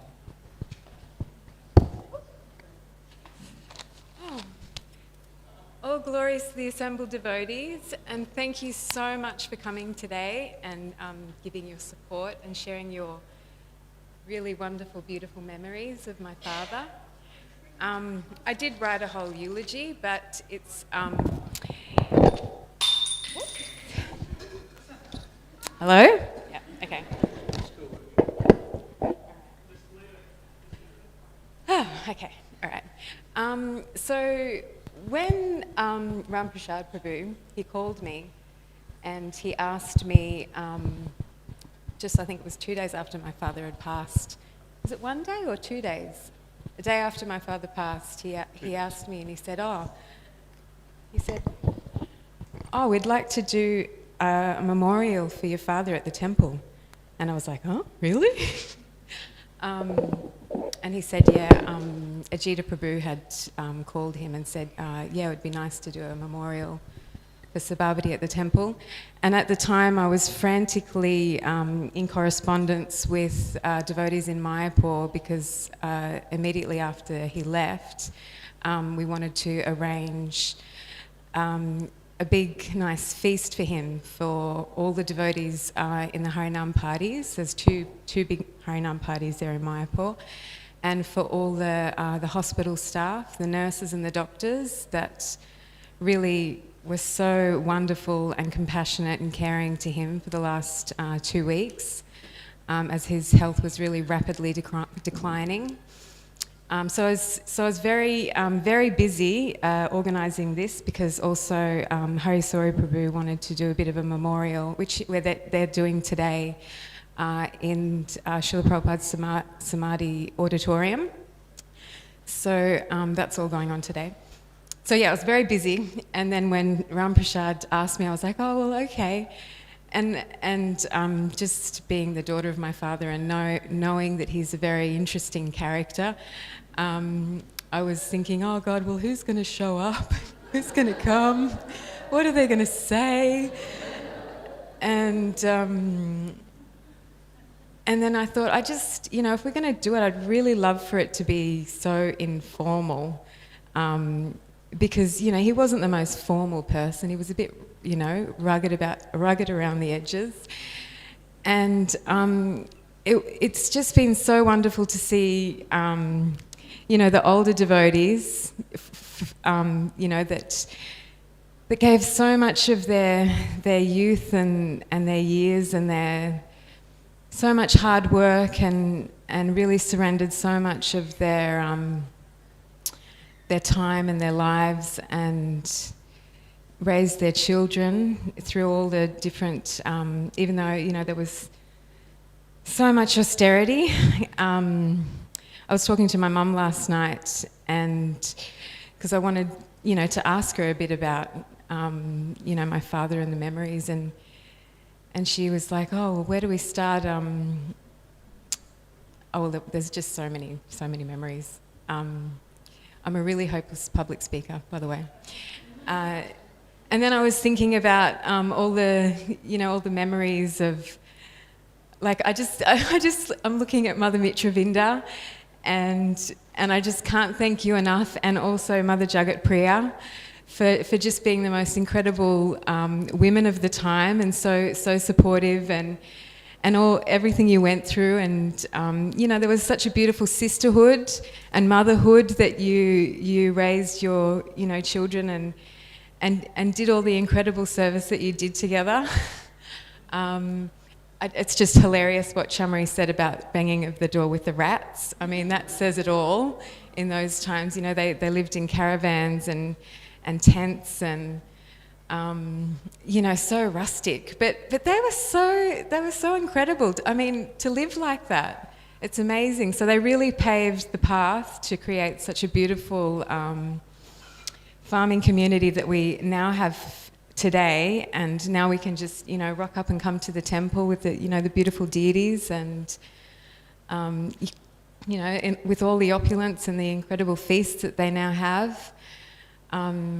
So for me, I'm just so grateful to my father for always being such a warm-hearted father to me, and he always had such really firm faith in Krishna and was just so completely loyal and dedicated to his spiritual master Srila Prabhupada. And I really want to thank Sadbuj Prabhu and Hari Bhakti Mataji for being the most kindest friends to him in these past years when his health was really bad. Balaram Prabhu, I've actually haven't seen you probably since I can't even remember, but your name is always like I can hear my father saying your name, oh, Balaram. He mentioned you so many times, so he was very, very fond of you. And Mandapa and Jagat Priya Mataji were both so incredibly kind and caring to my father in the last decade. So really want to thank you and just so many faces that I see. I just can't thank you all enough for tolerating my dad and being compassionate to him. Yeah, Param Karuna Prabhu was always one to just, whenever he was in town, he'd come and pick him up and take him out, and they'd have a long, big chat. And it was always about, Sankirtan and preaching. And you probably didn't. No. Yeah. And it's so nice to see Rainbow rock up, because so many interesting stories about you back in the day that my father told. And of course Ramai Swami, all those massive big preaching programs that we didn't stand a chance whether we liked it or not. We had to do all the chop up, we had to wash all the pots. My brother Sid, he is a professional pot washer. He's the best in the land, but I think he's a bit traumatised from it now, so you'd never see him out there washing a pot anymore. I mean, it took us actually years to get rid of the calluses on our fingers from all the chopping up. We were expert. We were real good. We were like his minions, actually. Yeah, so... but so many fond memories. Oh, and Radharani at the back, she was my saving grace. She was my only devotee friend on the Sunshine Coast. And we had so many fun memories together. All those, And I think this is why you never see me singing kirtan or... singing bhajans, is because in my youth, my father would always just put me on the spot and he would make me sing, and I'd just be like, these people that had, the second day of them seeing a Hare Krishna, Paul and Susie up the back. Sorry, I have to interrupt. Paul and Susie up the back there, they bought my father's restaurant in Yamundi, and they continued to run it as Krishna's Cafe for 16 years, was it? So thousands and thousands of plates of prasadam. And then, of course, when my father had the other Krishna's Cafe in Maroochydore, Gananava and Vishalini, they took on the service of running that cafe. My father had a really horrendous... he had to have a major operation, and he was no longer able to, continue running the restaurant, even though he tried in a wheelchair for some time, but he just realised, no, I can't do this anymore. So Vishalini and Gananava, they came and they took it over so incredibly, because I think Vishalini Mataji, she was studying a master's at the time. I don't know if you know Gananava Prabhu, he was the one that started Krishna Balaram Mandir in Vrindavan. He was the one that just, came there when it was just a flat piece of land, and he built it up and built the temple and was the temple president for, I think, was it 15 or 16 years? Anyways, both incredible devotees, and they took on the restaurant, and it continued to have the regulars, all the regulars that would come, because my father, he only ever cooked in ghee. He would never cook in oil. And so people basically got addicted to the food, and you'd have your regulars. And so they kept coming for years. And then after Gananava and Vishalini left, Dr. Kishori's brother took it on, and he had it for years and years. So it was, he started the first vegetarian restaurants on the Sunshine Coast, and they continued for it would have been about 20 years. So that was amazing. There's so many, and it's so nice to see Mother Sadananda here too. So many fond memories of our childhood in, Bill Everest Road. All the, the fun times that we had as children. Yeah, and Kishori and... Yeah, anyway, I just can't thank you all enough, and thank you so much, Mukunda Maharaj, for gracing us today. I just have so much gratitude in my heart for you all for being here, and honouring my father. He had a really strong desire to leave his body in Mayapur, and there was a time when he was going through his chemotherapy. He was in the hospital bed on the Sunshine Coast, and we got the phone call thinking, he's only got a few more days left, and we all went up there to see him. My brother flew up from Tasmania, and we're all on his bedside, and we're all, saying our goodbyes, and he's just looking at us, and he's like, no, I want to go to Mayapur. And we're looking at him, and we're like, no, you're not going anywhere. And then sure enough, you know, he went through the chemo, which was horrendous, horrible, the worst pain he'd ever felt in his life. He managed to get through that, and then he came and stayed with me for a little bit, and he gathered enough strength, and he went over to Mayapur, and I was calling him every day and talking to him every day when he was in Mayapur, and it was, you know, we all knew that he didn't have much time left. And the really funny thing was that, you know, he kept telling me, because I said, "Oh, Dad, have you got, you know, you've got to do the Indian will, because we don't want to have any complications when you leave your body, you know, because we need to get the police clearance so that they can, you know, the Australian consulate in Delhi can give the permission for the body to be cremated." And so he's like, yeah, everything's all fine, it's all fine. And then sure enough, hang on, where is it? Hang on, sorry. Wait a minute. Sorry, I've got to go to the doctor's thing here.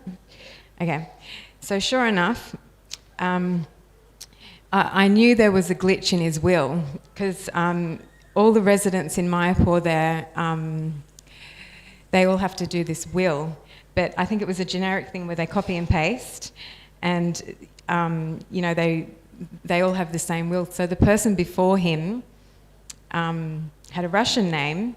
Anyway, so his will, he copied and pasted, and he's like, yeah, okay, and I sent all the documents to the doctor. And we're all thinking, and I thought, I know this is just going to be okay. I'm just having faith. I know this is going to be okay. And, you know, so straight after my father left his body, he was very fortunate. He had a really beautiful, sweet kirtan playing. One Bengali Mataji was leading the kirtan. It was really soft and gentle and sweet. And after Hari Sori Prabhu had just come into the room, and straight after he came into the room, that's when my father left his body. And they were all chanting around him. I was chanting in his ear on the phone, and it was really gentle and sweet. Anyways, so after he'd left his body, you know, straight away they go to clean the body. They put tilak. They start preparing all the mantras and everything, because of course the Ganga is right next to the hospital, just down the road. So they're preparing his body and everything to be cremated. You know, they're just about to put him in an ambulance and everything, and then the doctor texts me, because I'm up at 3 o'clock in the morning, you know, hoping it all goes well, and I knew there was a glitch, but I was like, oh, just let it slide like Indian style. Let's just see how this flows, because it was a bit of a drama. And then he says, oh, because I have to state who is your father. You know, this is my will, you know, I am the son of. Anyways, on his will, he was the father of Alexander Braznikov. That was his father, and that's still on his death certificate, and I've got to get that fixed. But anyway, the doctor, I'm like, oh, it must have been a typo. And then he's like, oh, no problem, okay. And he's like, all right. Anyway, and so miraculously there was just no problem in it, and they just took his body down and they just cremated it. And Hari Sori Prabhu was there, loyal Hari Sori Prabhu. Hari Sori Prabhu has been, you know, my father's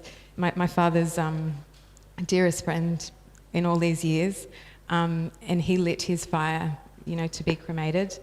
I know I have to stop now. But yeah, right until the end, everything just ended up being everything was so smooth, and Krishna fulfilled his desire. He wanted to live in Mayapur Dham, and, you know, it just all flowed. And, you know, I've been grieving for months now because I love my father dearly. But now I'm just so relieved that he's out of his suffering body, and yeah, I'm so happy and grateful that he went on the journey to Mayapur to leave his body, and he did. And that was the fulfillment. I mean, I could go on for hours about him, but I've got to go. So thank you so much, and from the bottom of my heart, thank you so much for coming. Thank you, Shami. There are so many important people here who have remembrances that go back a long way, but we have the chance now to celebrate Sabhapati during Aarti, and we should do that. Thank you so much, everyone, for coming. Dhammarupini, somehow after Aarti, if you'd like to have a tour of the farm, please see Dhammarupini. Put your hand up, Dharma. Maybe. Do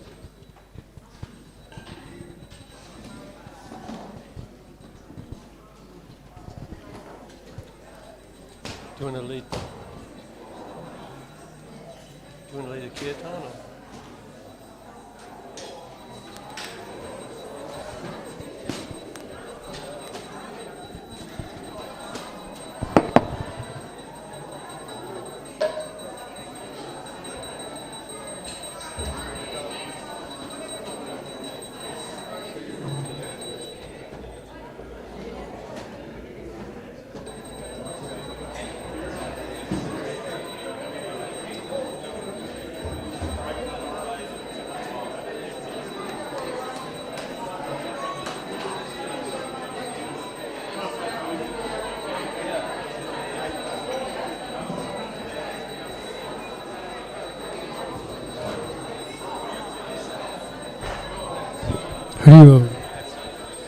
Jaya Prabhupada, Jaya Prabhupada, Jaya Prabhupada, Jaya Prabhupada.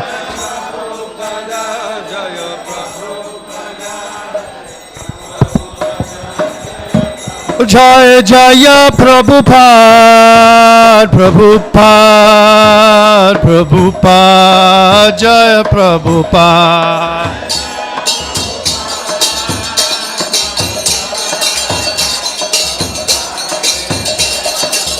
Jaya Jaya Prabhupada, Prabhupada, Prabhupada, Jaya Prabhupada.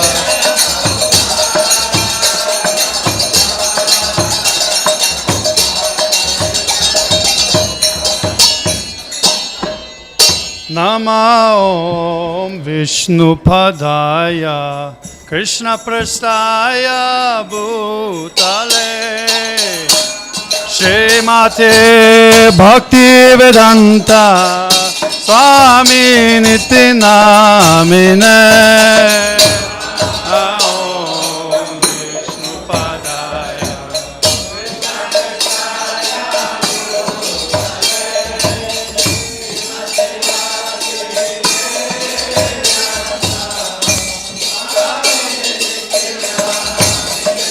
Namaste Saraswati Deve Gauravani Pracharine Nirvishesha Sunyavari Patacha Deshotarine.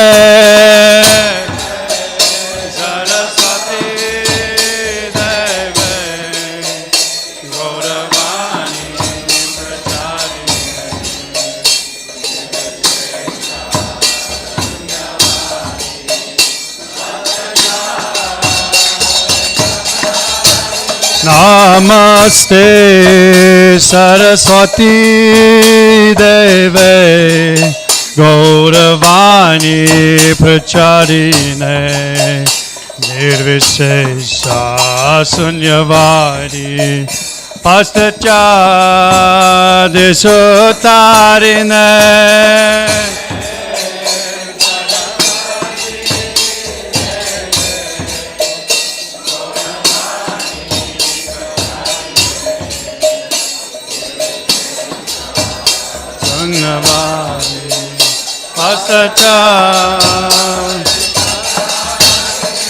Jaya Shri Krishna Chaitanya Prabhu Nityananda Shri Advaita Gadadhar Shrivasadi Gaur Bhakta Vrinda.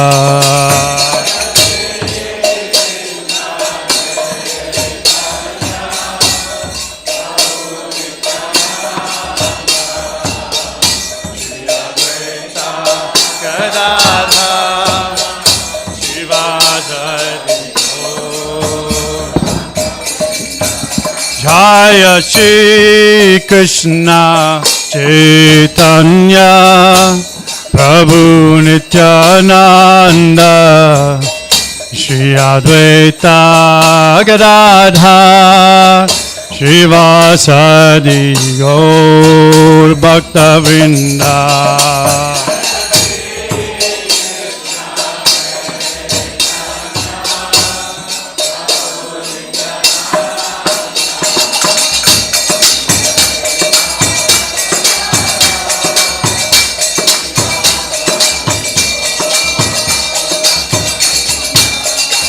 Jaya Shri Krishna Chaitanya Prabhu Nityananda Shri Advaita Gadadhar Shivasari Gaur Bhakta Vrinda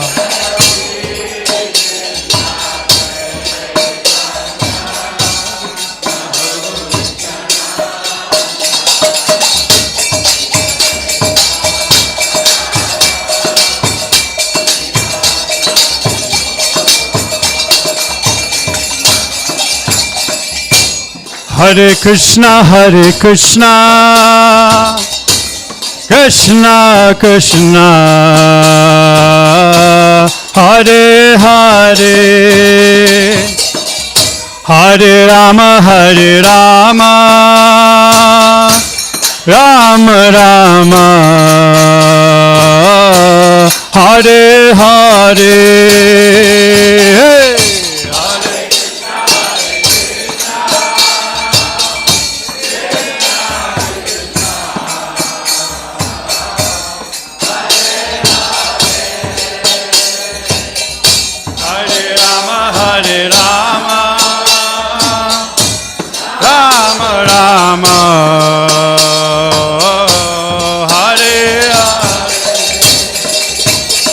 Hare Krishna, Krishna Krishna, Hare Hare,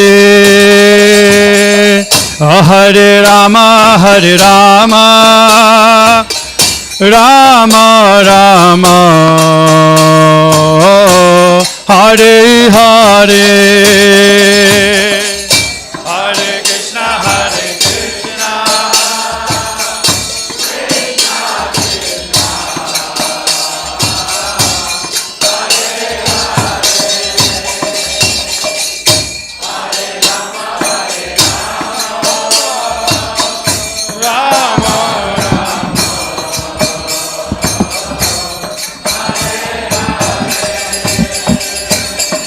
Hare Krishna, Hare Krishna, Krishna Krishna, Hare Hare, Hare Rama, Rama Rama, Hare Hare.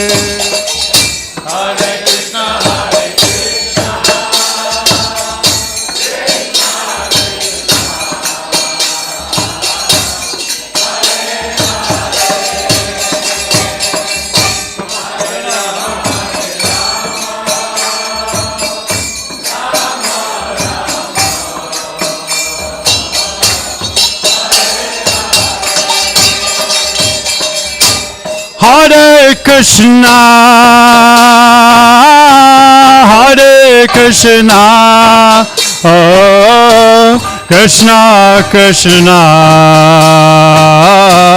Hare Hare, Hare Rama,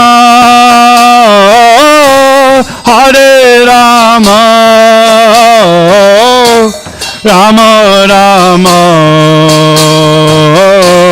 Hare Hare, Hare Krishna,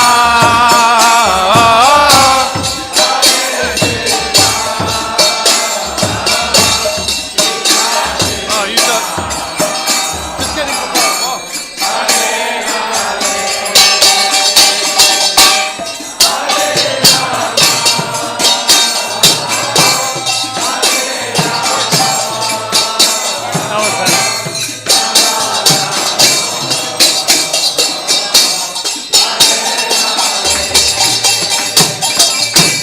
Hare Krishna, Hare Krishna, Krishna Krishna, Hare Hare, Hare Rama, Hare Rama, Rama Rama, Hare Hare, Hare Krishna, Hare Krishna, Krishna Krishna, Hare Hare, Hare Rama,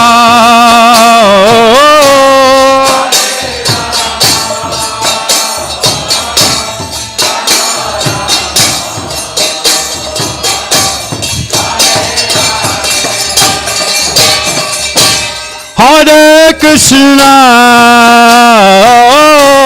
Hare Krishna, Krishna Krishna, Hare Hare, Hare Rama, Hare Rama, Rama Rama, Hare Hare, Hare Krishna, Hare Krishna,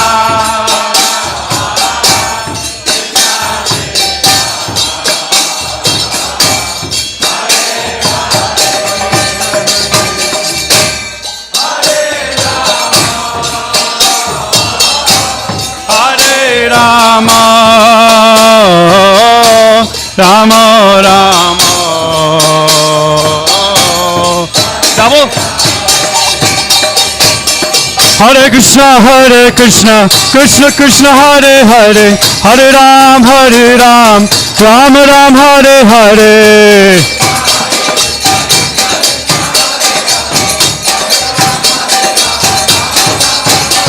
Hare Krishna, Krishna Krishna, Hare Hare, Hare Ram, Ram Ram, Hare Hare.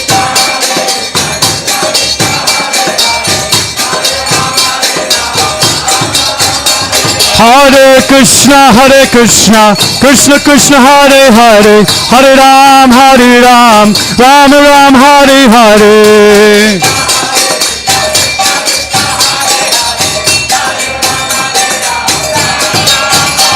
Hare Krishna, Krishna, Hare Hare, Hare Ram, Ram Ram, Hare Hare.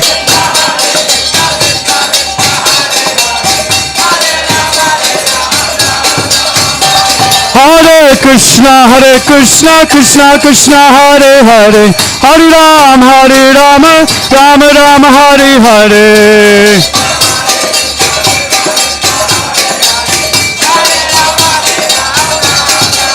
Hare Krishna, Krishna, Hare Hare, Hare Ram, Ram Ram, Hare Hare. Haribo! Hare Krishna, Krishna, Hare Hare, Hare Ram, Ram Ram, Hare Hare.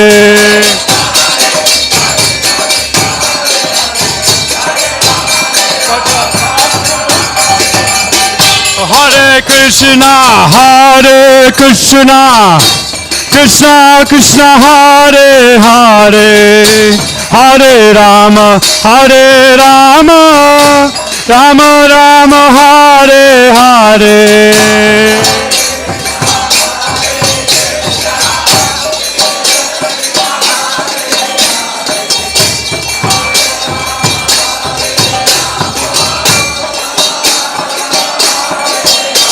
Oh, Hare Krishna, Krishna, Hare Hare, Hare Rama, Rama Rama, Hare Hare Hare.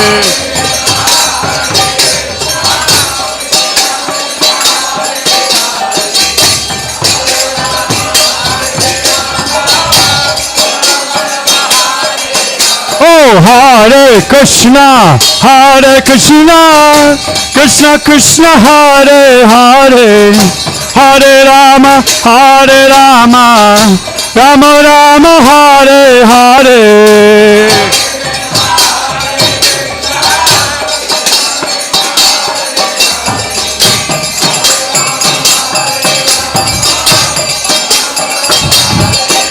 Oh, Hare Krishna, Krishna Krishna, Hare Hare, Hare Rama,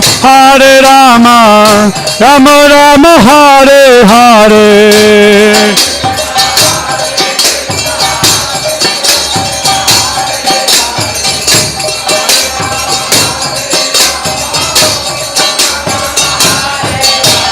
Hare Krishna,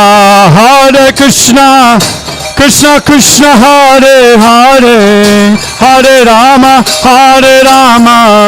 Rama Rama, Hare Hare.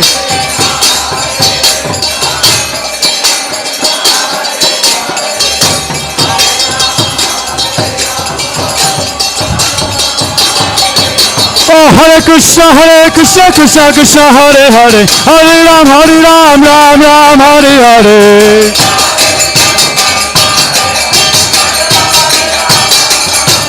Oh, Hare Krishna, Krishna Hare Hare, Hare Ram, Ram Ram, Hare Hare.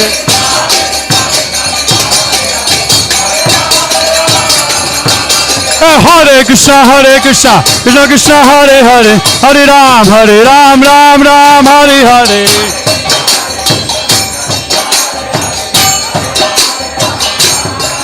Oh, Hare Krishna, Krishna Krishna, Hare Hare, Hare Ram, Ram Ram, Hare Hare.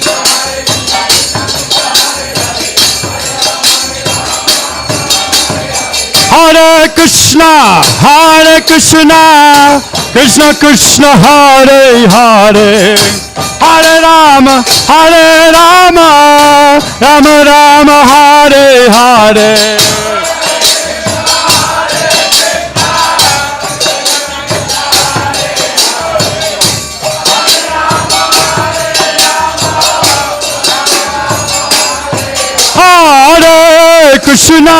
Hare Krishna, Krishna Krishna, Hare Hare, Hare Rama, Rama Rama, Hare Hare.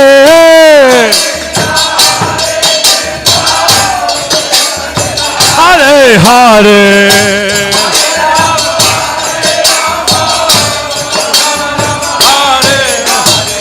Hare Krishna, Krishna Krishna, Hare Hare, Hare Rama, Rama Rama, Hare Hare.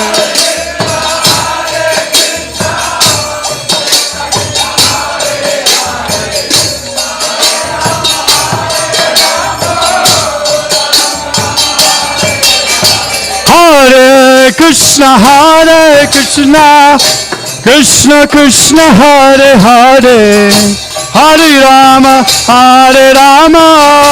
Rama Rama, Hare Hare.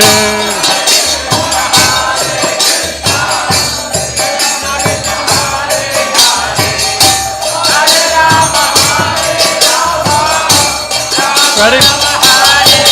Oh, Hare Krishna, Krishna Krishna, Hare Hare, Hare Ram, Ram Ram, Hare Hare.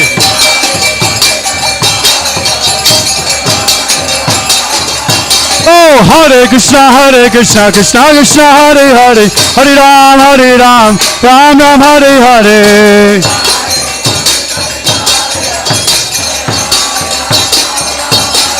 Hare Krishna, Krishna Krishna, Hare Hare, Hare Ram, Ram Ram, Hare Hare.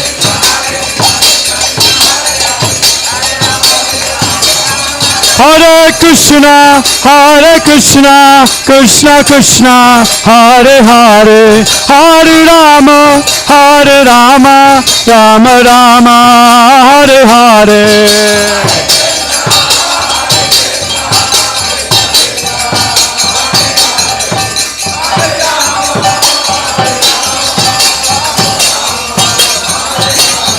Hare Krishna, Krishna Krishna, Hare Hare, Hare Rama,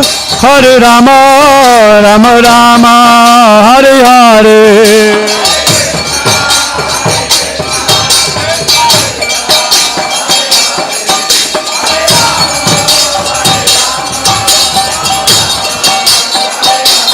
Hare Krishna, Krishna Krishna, Hare Hare, Hare Rama,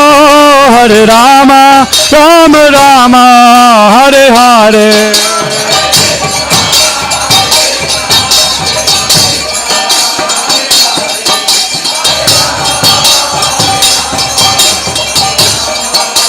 Nitya Gaur Hari Bol, Hari Bol, Hari Bol, Gaur Hari Bol.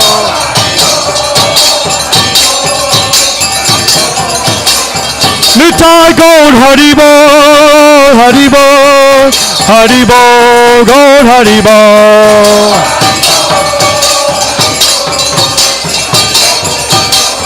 Nitya Gaur Hari Bol, Hari Bol, Hari Bol, Gaur Hari Bol.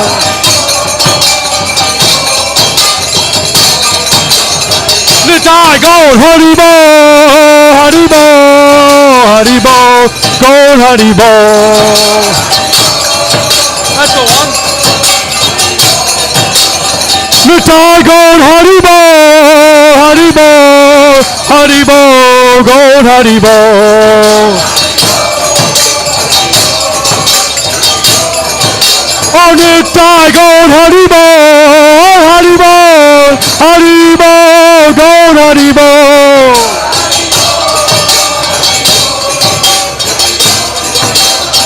Oh, Jaya Krishna Balaram, Krishna Balaram, Krishna Balaram, Giri Govardhan.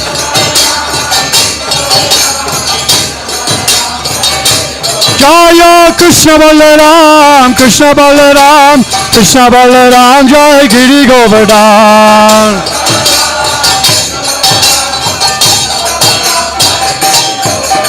Jaya Radha Govardhandari, Radha Govardhandari, Shri Radhe.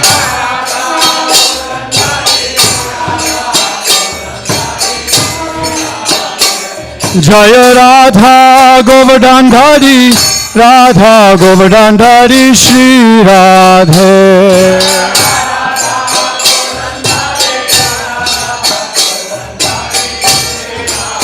Jaya Radha Govardhandari, Radha Govardhandari, Shri Radhe.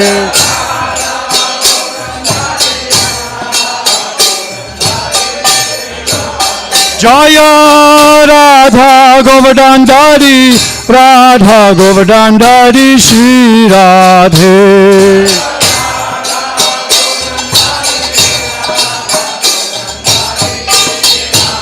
Oh, Jaya Prabhupada, Jaya Prabhupada, Jaya Prabhupada, Srila Prabhupada.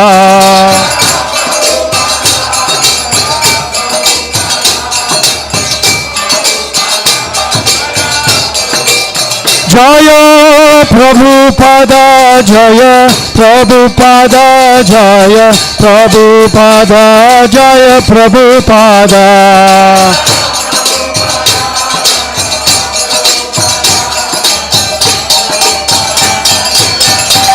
Oh, Jaya Prabhupada, Prabhupada, Prabhupada, Srila Prabhupada.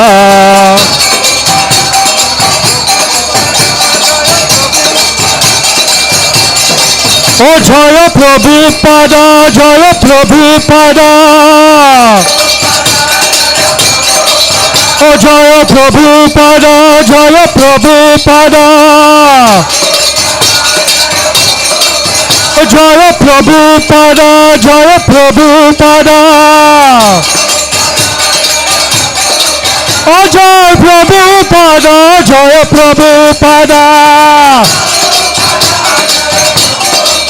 Oh Jaya Prabhupada, Jaya Prabhupada. Oh Jai Jai Prabhupada, Prabhupada, Prabhupada, Jai Prabhupada.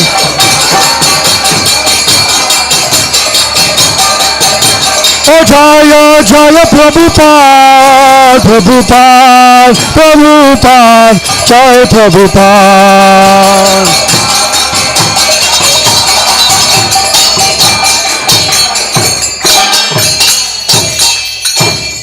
Nitai Gaur Premanandi.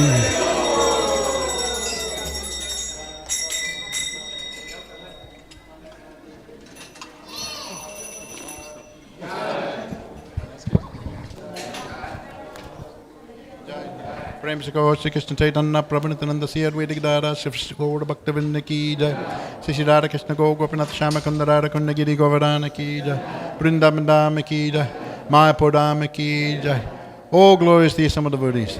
Oh, glorious the some of the devotees. Oh, glorious the some of the devotees. Oh, glorious to Sabhapati Prabhu ki jai. Go Premanandi Hari. So Hare Krishna, for those devotees that wish to come on the tour, we'll do it after the feast. The feast will be served now. So for those seniors who'd wish to join me, I'll be just in the back playground area near the bathroom facility, and I have a couple of golf carts, so you can come and meet me there if you want to do the tour at 1:30. Hare Krishna.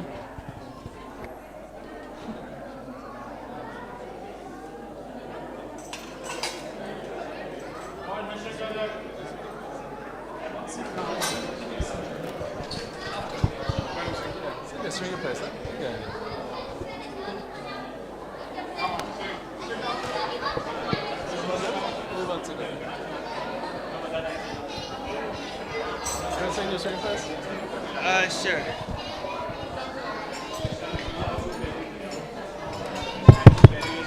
Namaste Narasimhaya. Namaste Narasimhaya. Praladalaine.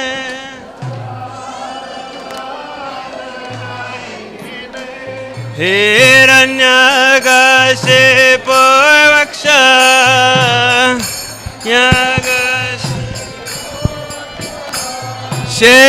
Sheladangana kalaye Danganaga Iton sima paraton sima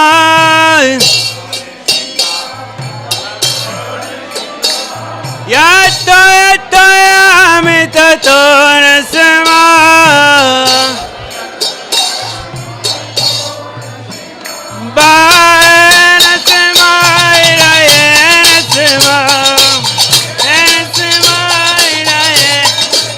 Narasimamalim Sharanam Prabhade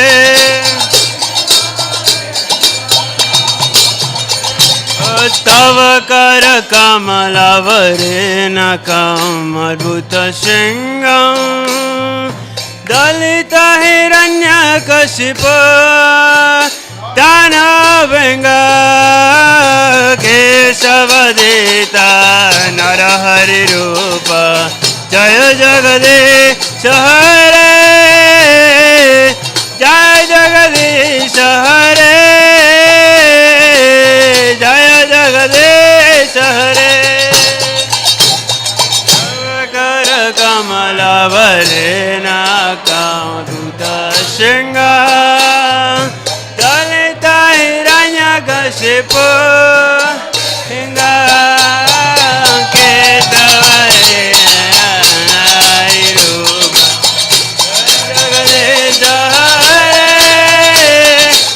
Jaya Jagadish Hare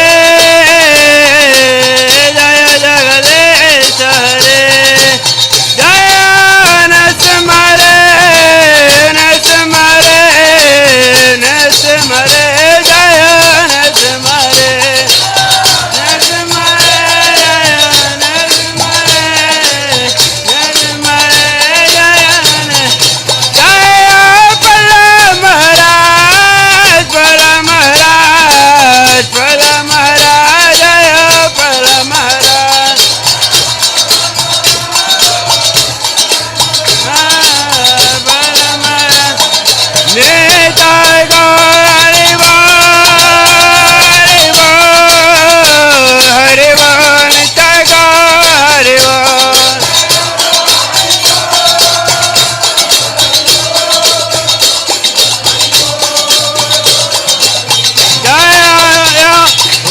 Vaishnav Thakur Jayo, Vaishnav Thakur Jayo, Vaishnav Thakur Jayo, Vaishnav Thakur.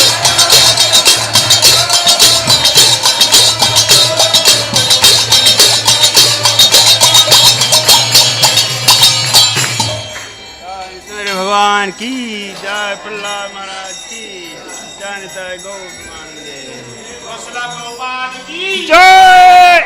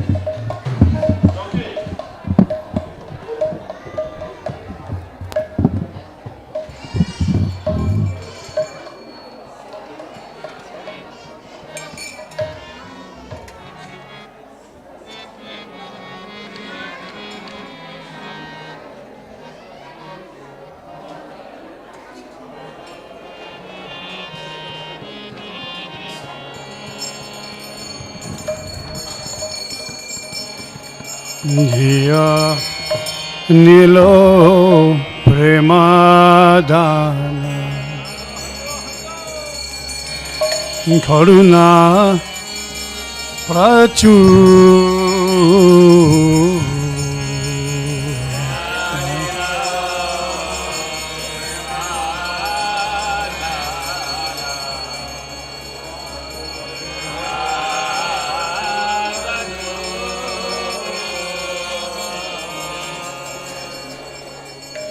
हेनो प्रभु कोता गेला आचार्य ताकू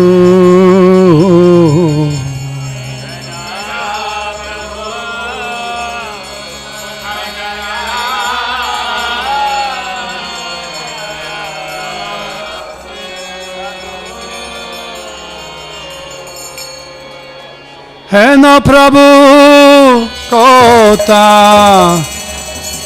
गेला आचार्य ताकू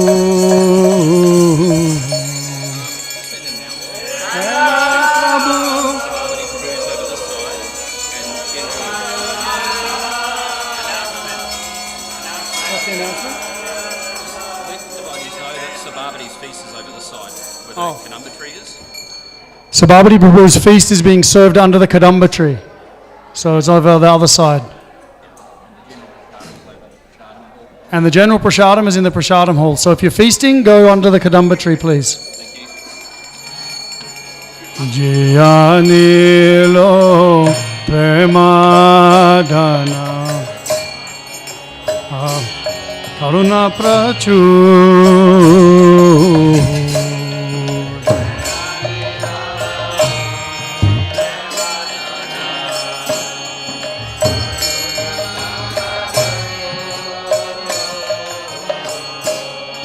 Eno Prabhu Kota Gela Acharya Thakur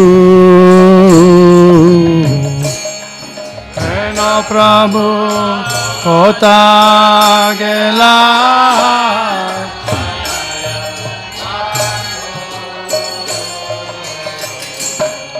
Eno Prabhu Kota Gela Acharya Thakur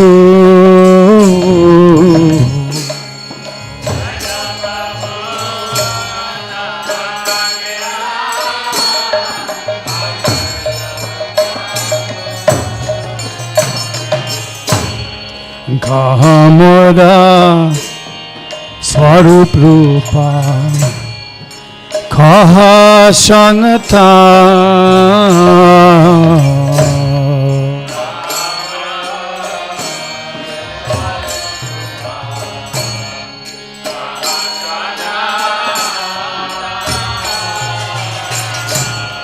Kaha Moda Swarup Rupa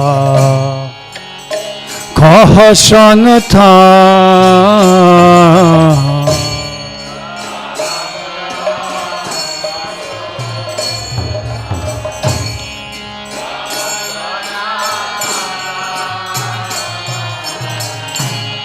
Kaha Dasha Raghunata Patita Pavan Kaha Dasha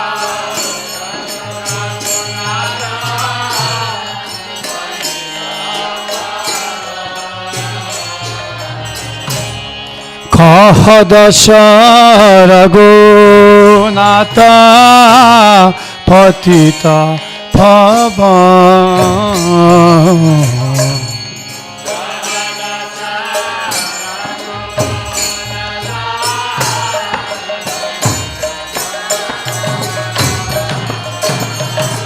Jaya Nilo Prema Dana Karuna Prachu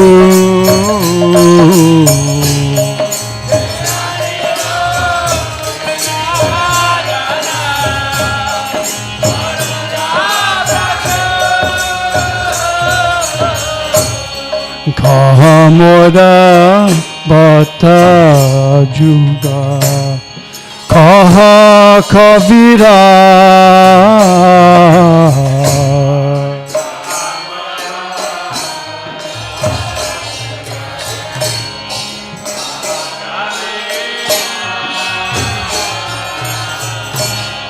Kahamoda Bata Juga Kaha Kavira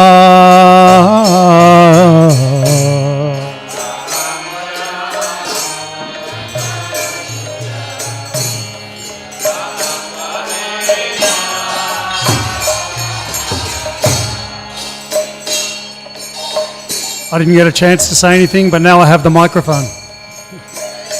I just wanted to say actually how much Sabhapati Prabhu meant to so many of our lives, and so many of us younger, now older people are here today because of him, and a lot of gratitude that I have towards him for that, him and his family. Such a beautiful family that I consider my own family, and because of his hard work and perseverance and all those things that make someone great, which he has. I have such an extended family, and I'm just very grateful. And just see, we're still here after all these years. Kahamora Bata Kaha Kavira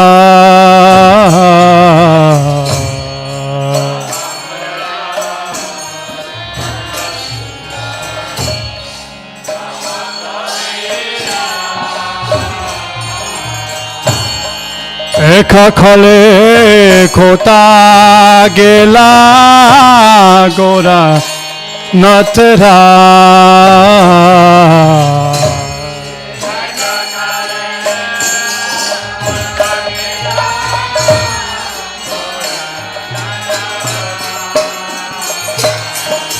Eka khale kota gela gora Natara Eka Kale Kota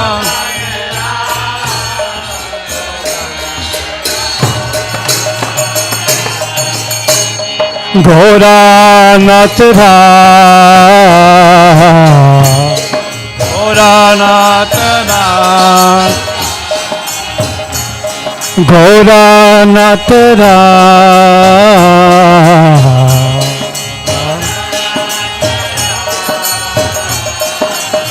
Gora Natara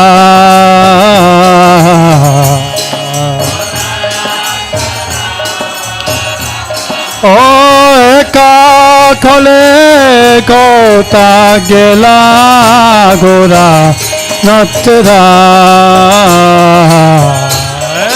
Kakale go.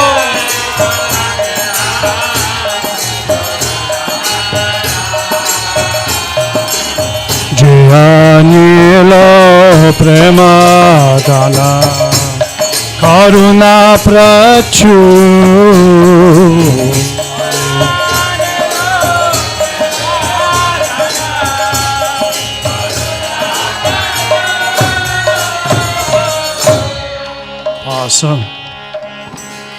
Pasane kutibo mata anale pasibo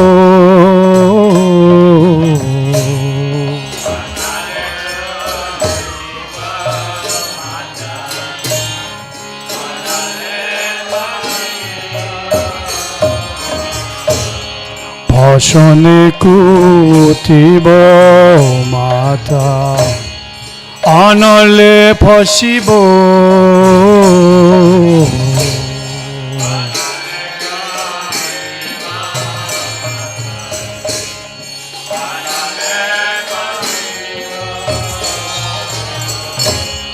Goranga gunera nidhi kotage le pabo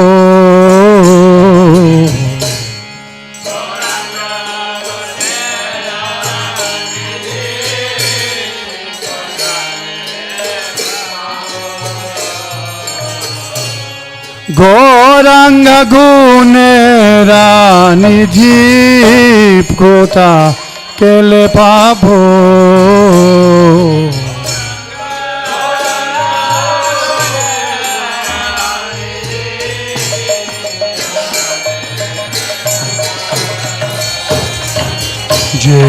Jayanilo premadana karuna prachu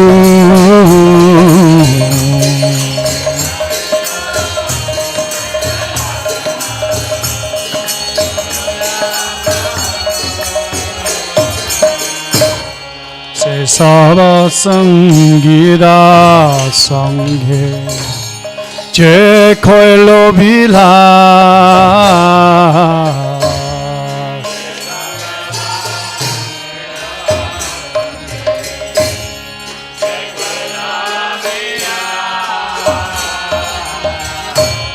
Se sava sangira sanghe je koilo bila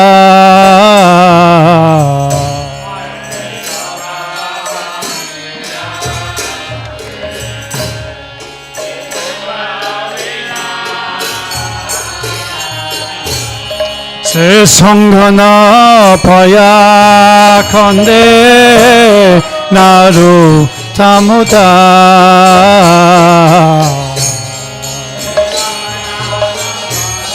paya khande naru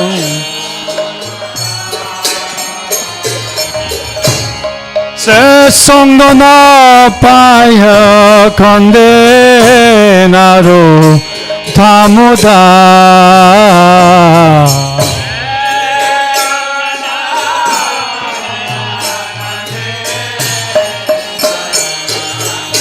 Se sangana paya khande naru tamuda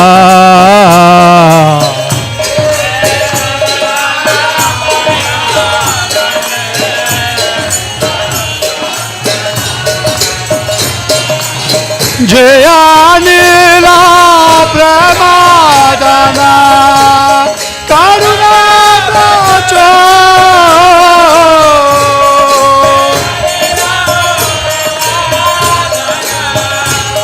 karuna pracho Jayanila pramadana karuna pracho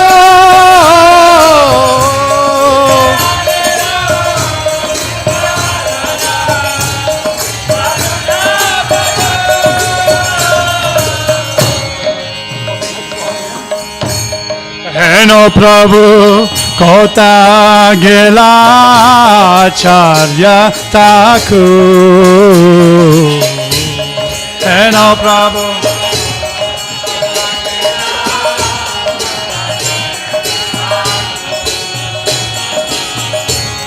Heno Prabhu Kota Gela Charya Thakur. Heno Prabhu.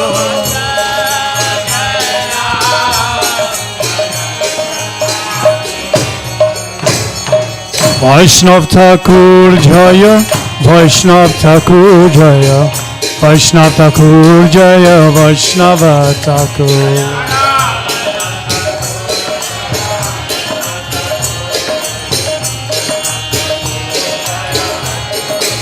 Jaya Sabhapati Das Jaya, Sabhapati Das Jaya, Sabhapati Das Jaya, Sabhapati Das.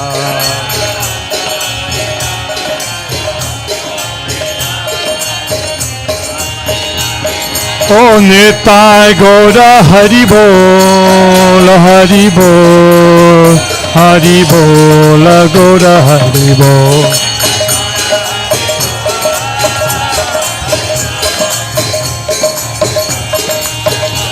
Oh Nitai Gaura Hari Bol, Hari Bol, Hari Bol, Gaura Hari Bol.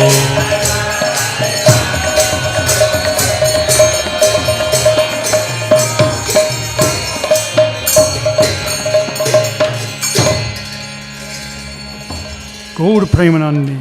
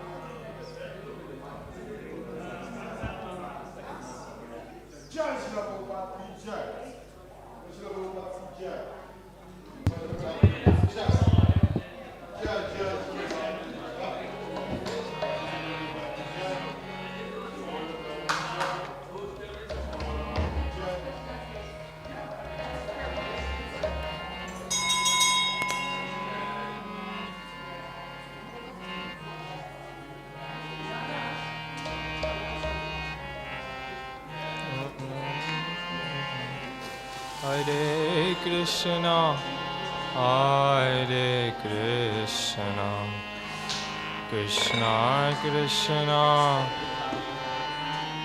Hare Hare, Hare Rama, Hare Rama, Rama Rama, Hare Hare, Hare Krishna, Hare Krishna, Krishna Krishna, Hare Hare, Hare Hare Rama, Rama Rama, Hare Hare, Hare Krishna, Hare Krishna, Krishna Krishna, Hare Hare, Hare Rama, Hare Rama, Rama Rama, Hare Hare, Hare Krishna, Hare Krishna, Krishna Krishna, Hare Hare, Hare Rama, Hare Rama, Rama Rama, Hare Hare, Hare Krishna, Hare Krishna, Krishna Krishna, Hare Hare, Hare Rama,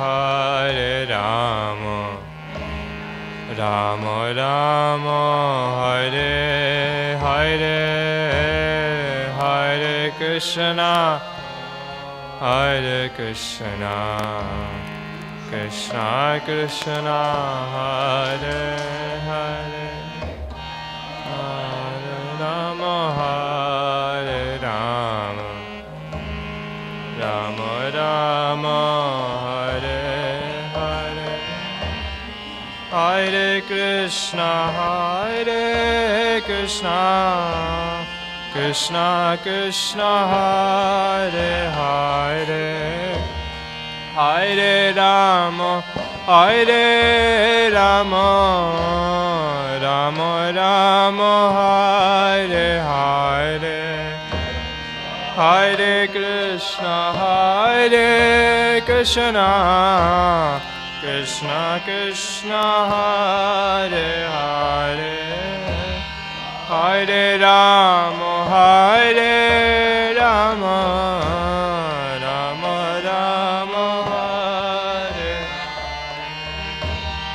Hare Krishna, Hare Krishna, Krishna Krishna, Hare Hare, Hare Rama, Hare Rama, Rama Rama, Hare Hare, Hare Krishna, Hare Krishna, Krishna Krishna, Hare Hare, Hare Rama, Hare Rama, Rama Rama, Hare Hare, Hare Krishna, Hare Krishna, Krishna Krishna, Hare Hare, Hare Rama, Hare Rama,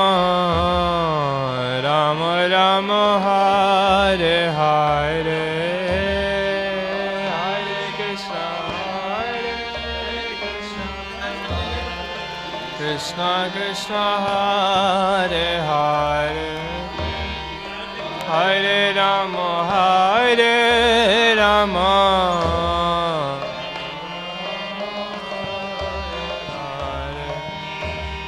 Hare Krishna, Hare Krishna, Krishna Krishna, Hare Hare, Hare Rama, Hare Rama, Rama Rama, Hare Hare, Hare Krishna, Hare Krishna,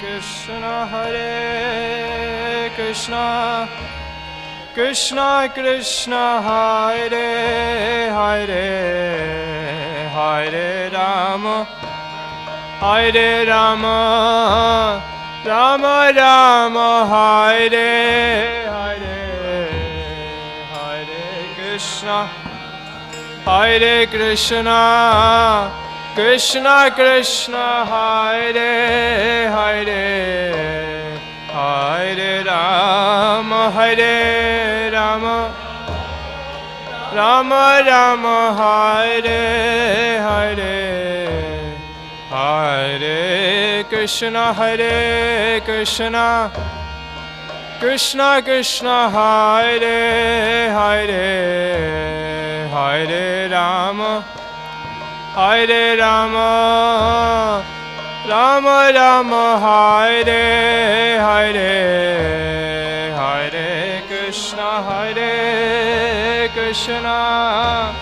Krishna Krishna Hare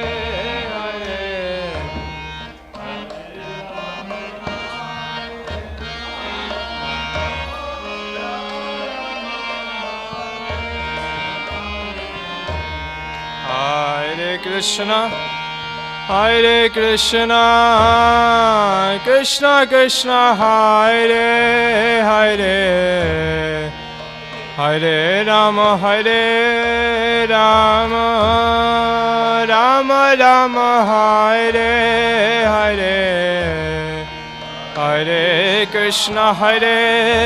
Krishna Krishna Krishna Hare Hare Hare Rama Hare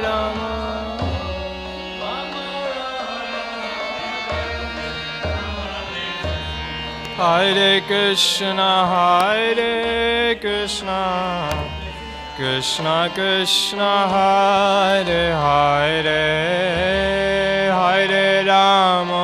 Hare Rama Rama Rama Hare Hare Hare Krishna Krishna Krishna Hare Hare Hare Rama Hare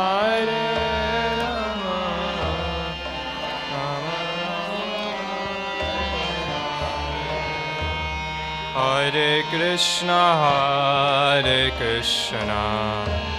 Krishna Krishna Hare Hare Hare Rama Rama Rama Hare Hare Hare Krishna Krishna Krishna Hare Hare Hare Rama Rama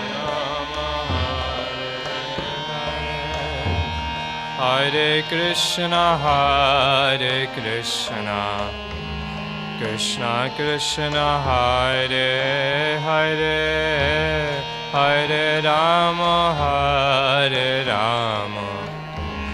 Rama Rama Hare Hare Hare Krishna Krishna Krishna Hare Hare Hare Rama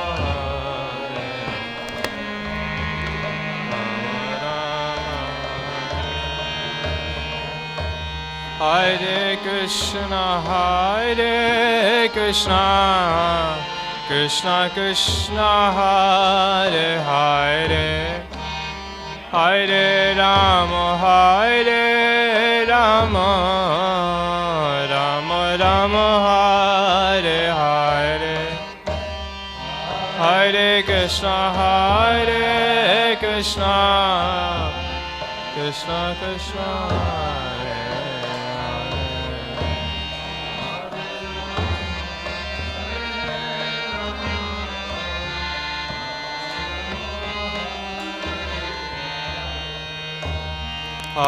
Krishna Hare Krishna Krishna Krishna Hare Hare Hare Rama Rama Rama Hare Hare Hare Krishna Krishna Krishna Hare Hare Hare Rama Hare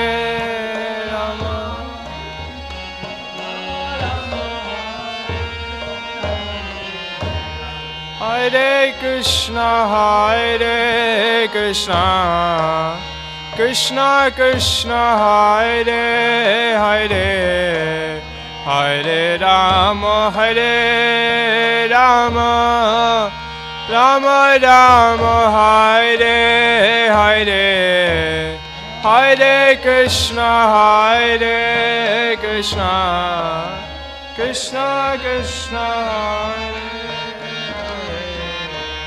Hare Hare Rama.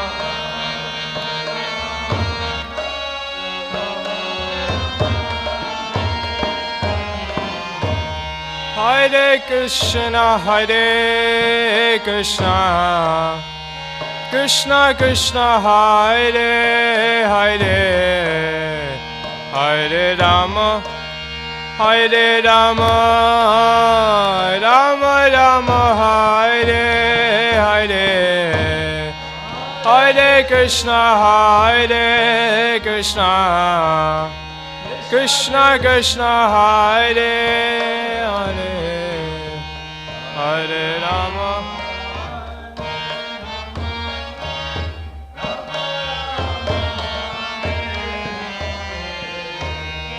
Hare Krishna, Hare Krishna, Krishna Krishna, Hare Hare, Hare Rama, Hare Rama, Rama Rama, Hare Hare, Hare Krishna, Hare Krishna, Krishna Krishna, Hare Rama, Hare Rama, Rama Rama, Hare Hare, Hare Krishna, Hare Krishna, Krishna Krishna, Hare Hare, Hare Rama, Hare Rama, Rama Rama, Hare Hare, Hare Krishna, Hare Krishna,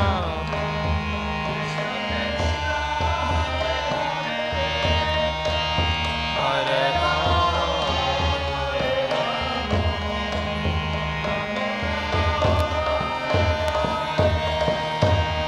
Hare Krishna, Hare Krishna, Krishna Krishna, Hare Hare, Hare Rama, Hare Rama, Rama Rama, Hare Hare, Hare Krishna, Hare